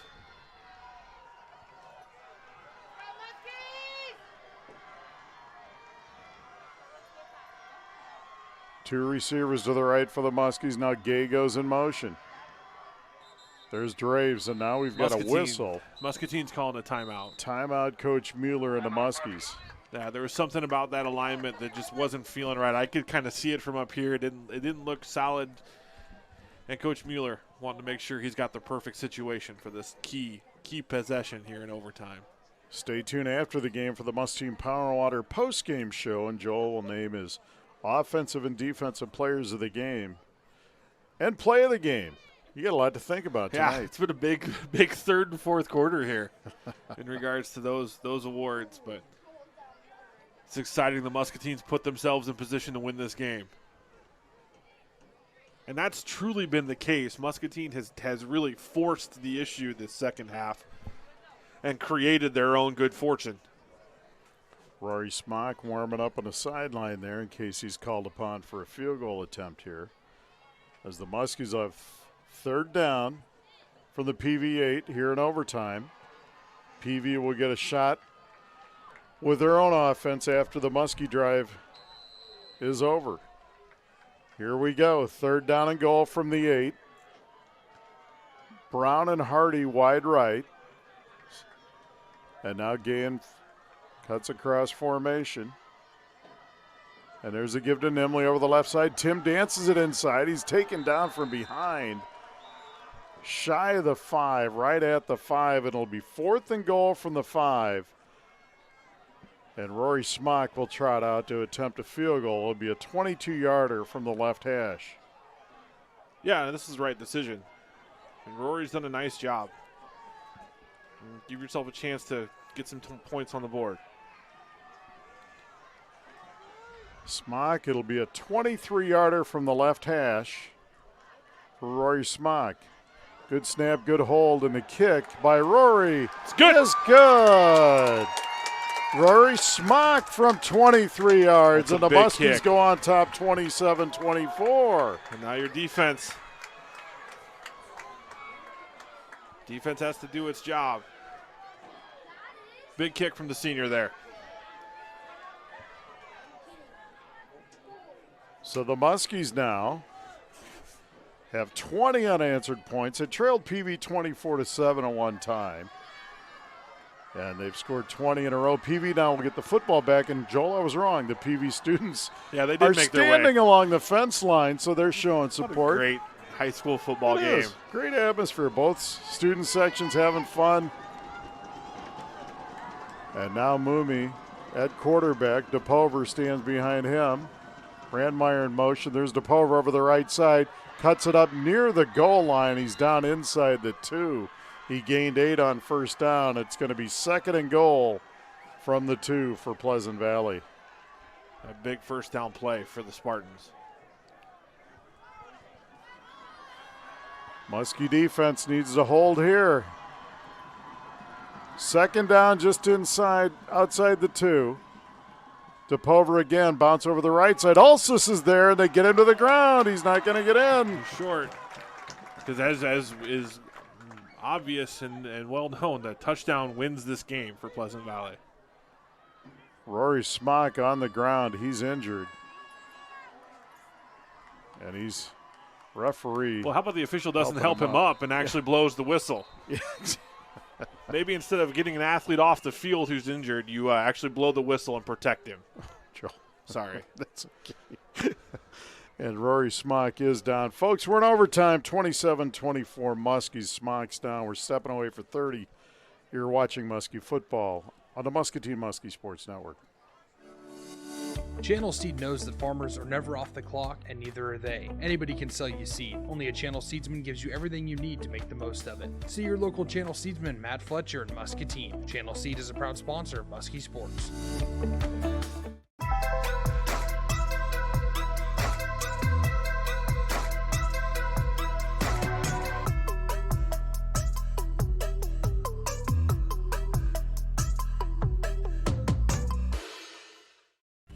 We're back at Muscatine Community Stadium. Rory Smock getting helped off the field, and Rory just had the big 23-yard field goal to put the Muskies ahead. And he's not just our kicker; he's played defensive tackle, and he plays it well. And that's a big loss here on this 3rd down and goal from the 2. Let's hope Rory's okay. Yeah, he's played an outstanding football game tonight. And really answered the bell a few weeks ago when they asked him to step in as the kicker. He's done a nice job. PV rushes up to the line of scrimmage. On 3rd down and goal. At the 2. Moomy with Vensky behind him this time. And he's going to get the carry. And Peterson hits him in the backfield. He spins to the goal line. He's going to be short. And he is. It's going to be 4th down from the 1 foot line, Joel. Here we go, and I guarantee you PV's going for this. Heck yeah. They're right on the nose of the football, almost at the goal line. Here's the ball game, folks. Muskie defense with a chance to win it here. Big play. 4th down, goal, Pleasant Valley. 27-24 Muskies in overtime. Moomy under center. Vensky behind him. There's a snap. Quarterback sneak to the end zone. Touchdown, Pleasant Valley. On 4th down and 1, PV with a quarterback sneak from Moomy. And the final score, PV 30 and the Muscatine Muskies 27. Heartbreak at Muscatine. We're going to step away for 2 minutes, and we'll be back with a Muscatine Power and Water postgame show. You've been watching Muskie Football on the Muskie Sports Network. Help us label a landmark. The MPW water tower is due for a paint job next year. It just so happens the state of Iowa is running a contest to give one city a one-of-a-kind graphic designed by an Iowa artist. To win, towns statewide must submit videos about water and community pride. Our video is awesome, but we need your votes October 1st through October 11th. Any Facebook user anywhere can vote one time every 24 hours. So vote every day. Share the post and tag your friends. Let's win this thing. Chicharo's Mexican Restaurant is where Muskie fans go before the game. Our Southern Mexican cuisine is truly unique to Muscatine, and we make sure everyone who walks in is treated like family. Chicharo's Mexican Restaurant is a proud supporter of Muskie Athletics. Why should someone bank at First National Bank?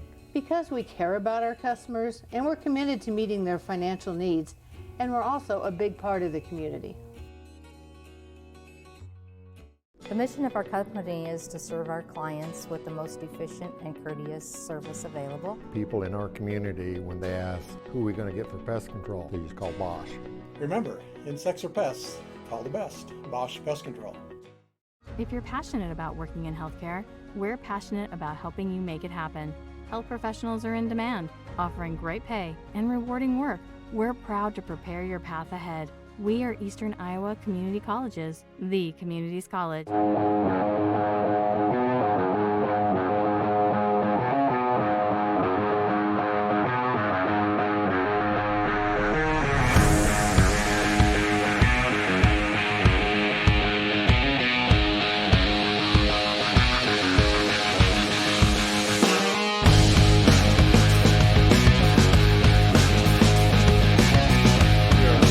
Muscatine Community Stadium. Brian Musell and Joe Crossauer here on the Muscatine Power and Water postgame show. And boy, we had a doozy tonight of a football game. Unfortunately, the Muscatine Muskies fall to Pleasant Valley in overtime, 30-27. Started out great for the Muskies. They took the opening kickoff 66 yards and capped it off with a Tim Nimley 3-yard touchdown run. PAT was good. They led 7-zip with 5:32 to play in the first. Pleasant Valley responded on their first drive, going 15 yards and a 15-yard touchdown pass from Mumi to Lara, and the PAT good 7-7 with 2:06 to go in the first. That capped off the first quarter scoring. Pleasant Valley then actually had kicked an onside kick, recovered on the 28-yard line of Muscatine, and it got down where Vensky punched it in from 1 yard out. PAT good. They led 14-7 with 10:51 to go in the second quarter. They then capitalized on a Muscatine, they got a turnover, an interception from Muscatine, Jake Draves, and Pleasant Valley went 51 yards, and Mummy went in from 7 yards out on a run, and the PAT was good. They led 21-7 with 1:46 left, and then PV got a 3-and-out and had a short field and kicked a 36-yard field goal with 6 seconds to go in the second quarter. Went into the locker room with all the momentum and led the Muskies 24-7.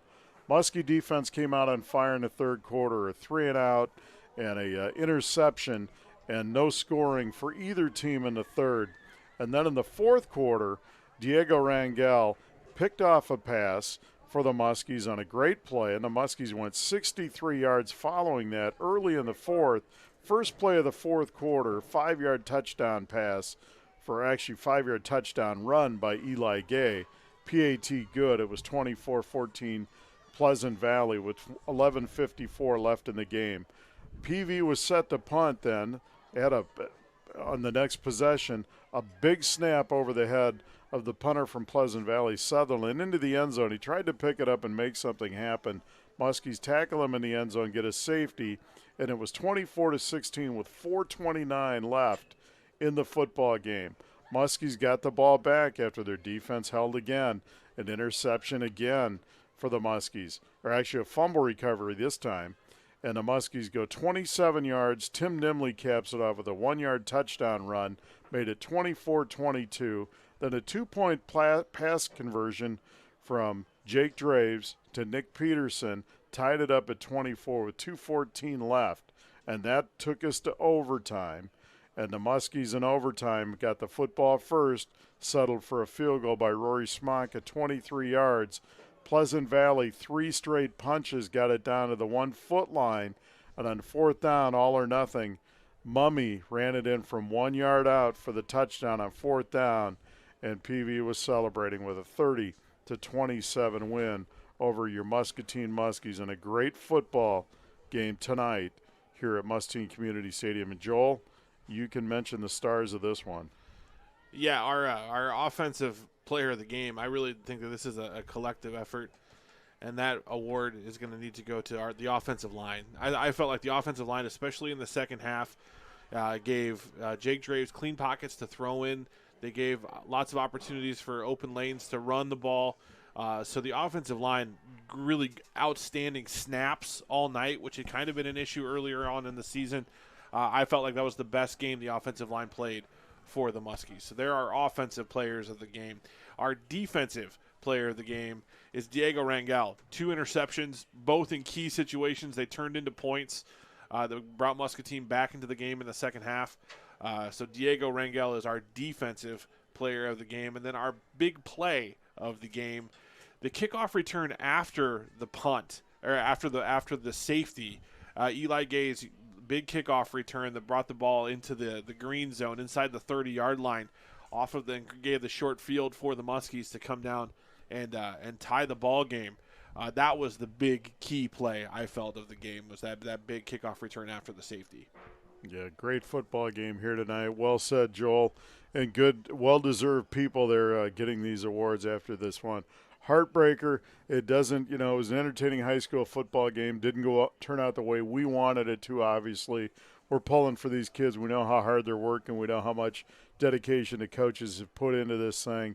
And the Muskies tonight lose to Pleasant Valley. They fall to 1-5 on the year, 0-2 in district play. PV now is 2-4 and 1-1 in District 4 play in 4A. So that's where you have it, folks. We'll be at Linn-Mar next Friday night, and we can't wait to see that new stadium. And the Muskies have a big challenge ahead. Linn-Mar, pretty good football team, Joel. Yep, should be a good game. As painful as a game like this can be, there's a lot of positives that came out of this from Muscatine. Yep. And they're building things, and it's not a situation where they're rebuilding the program or anything, but now you just move on to next week, and this is going to hurt tomorrow. It's going to hurt Sunday, and it'll probably hurt the rest of the season. But you can't look back with regret on this. You just learn from this and move forward, and you have a great opportunity to beat a really good football team next week in Linn-Mar. And I agree. I think the Muskies took some strides tonight. For my partner, Joel Crossour, and everybody at the Discover Muscatine crew, I'm Brian Musell signing off from Muscatine Community Stadium. The final, Pleasant Valley in overtime 30 over the Muskies 27. Thank you for listening and watching. You've been watching Muskie football on the Muscatine Muskie Sports Network.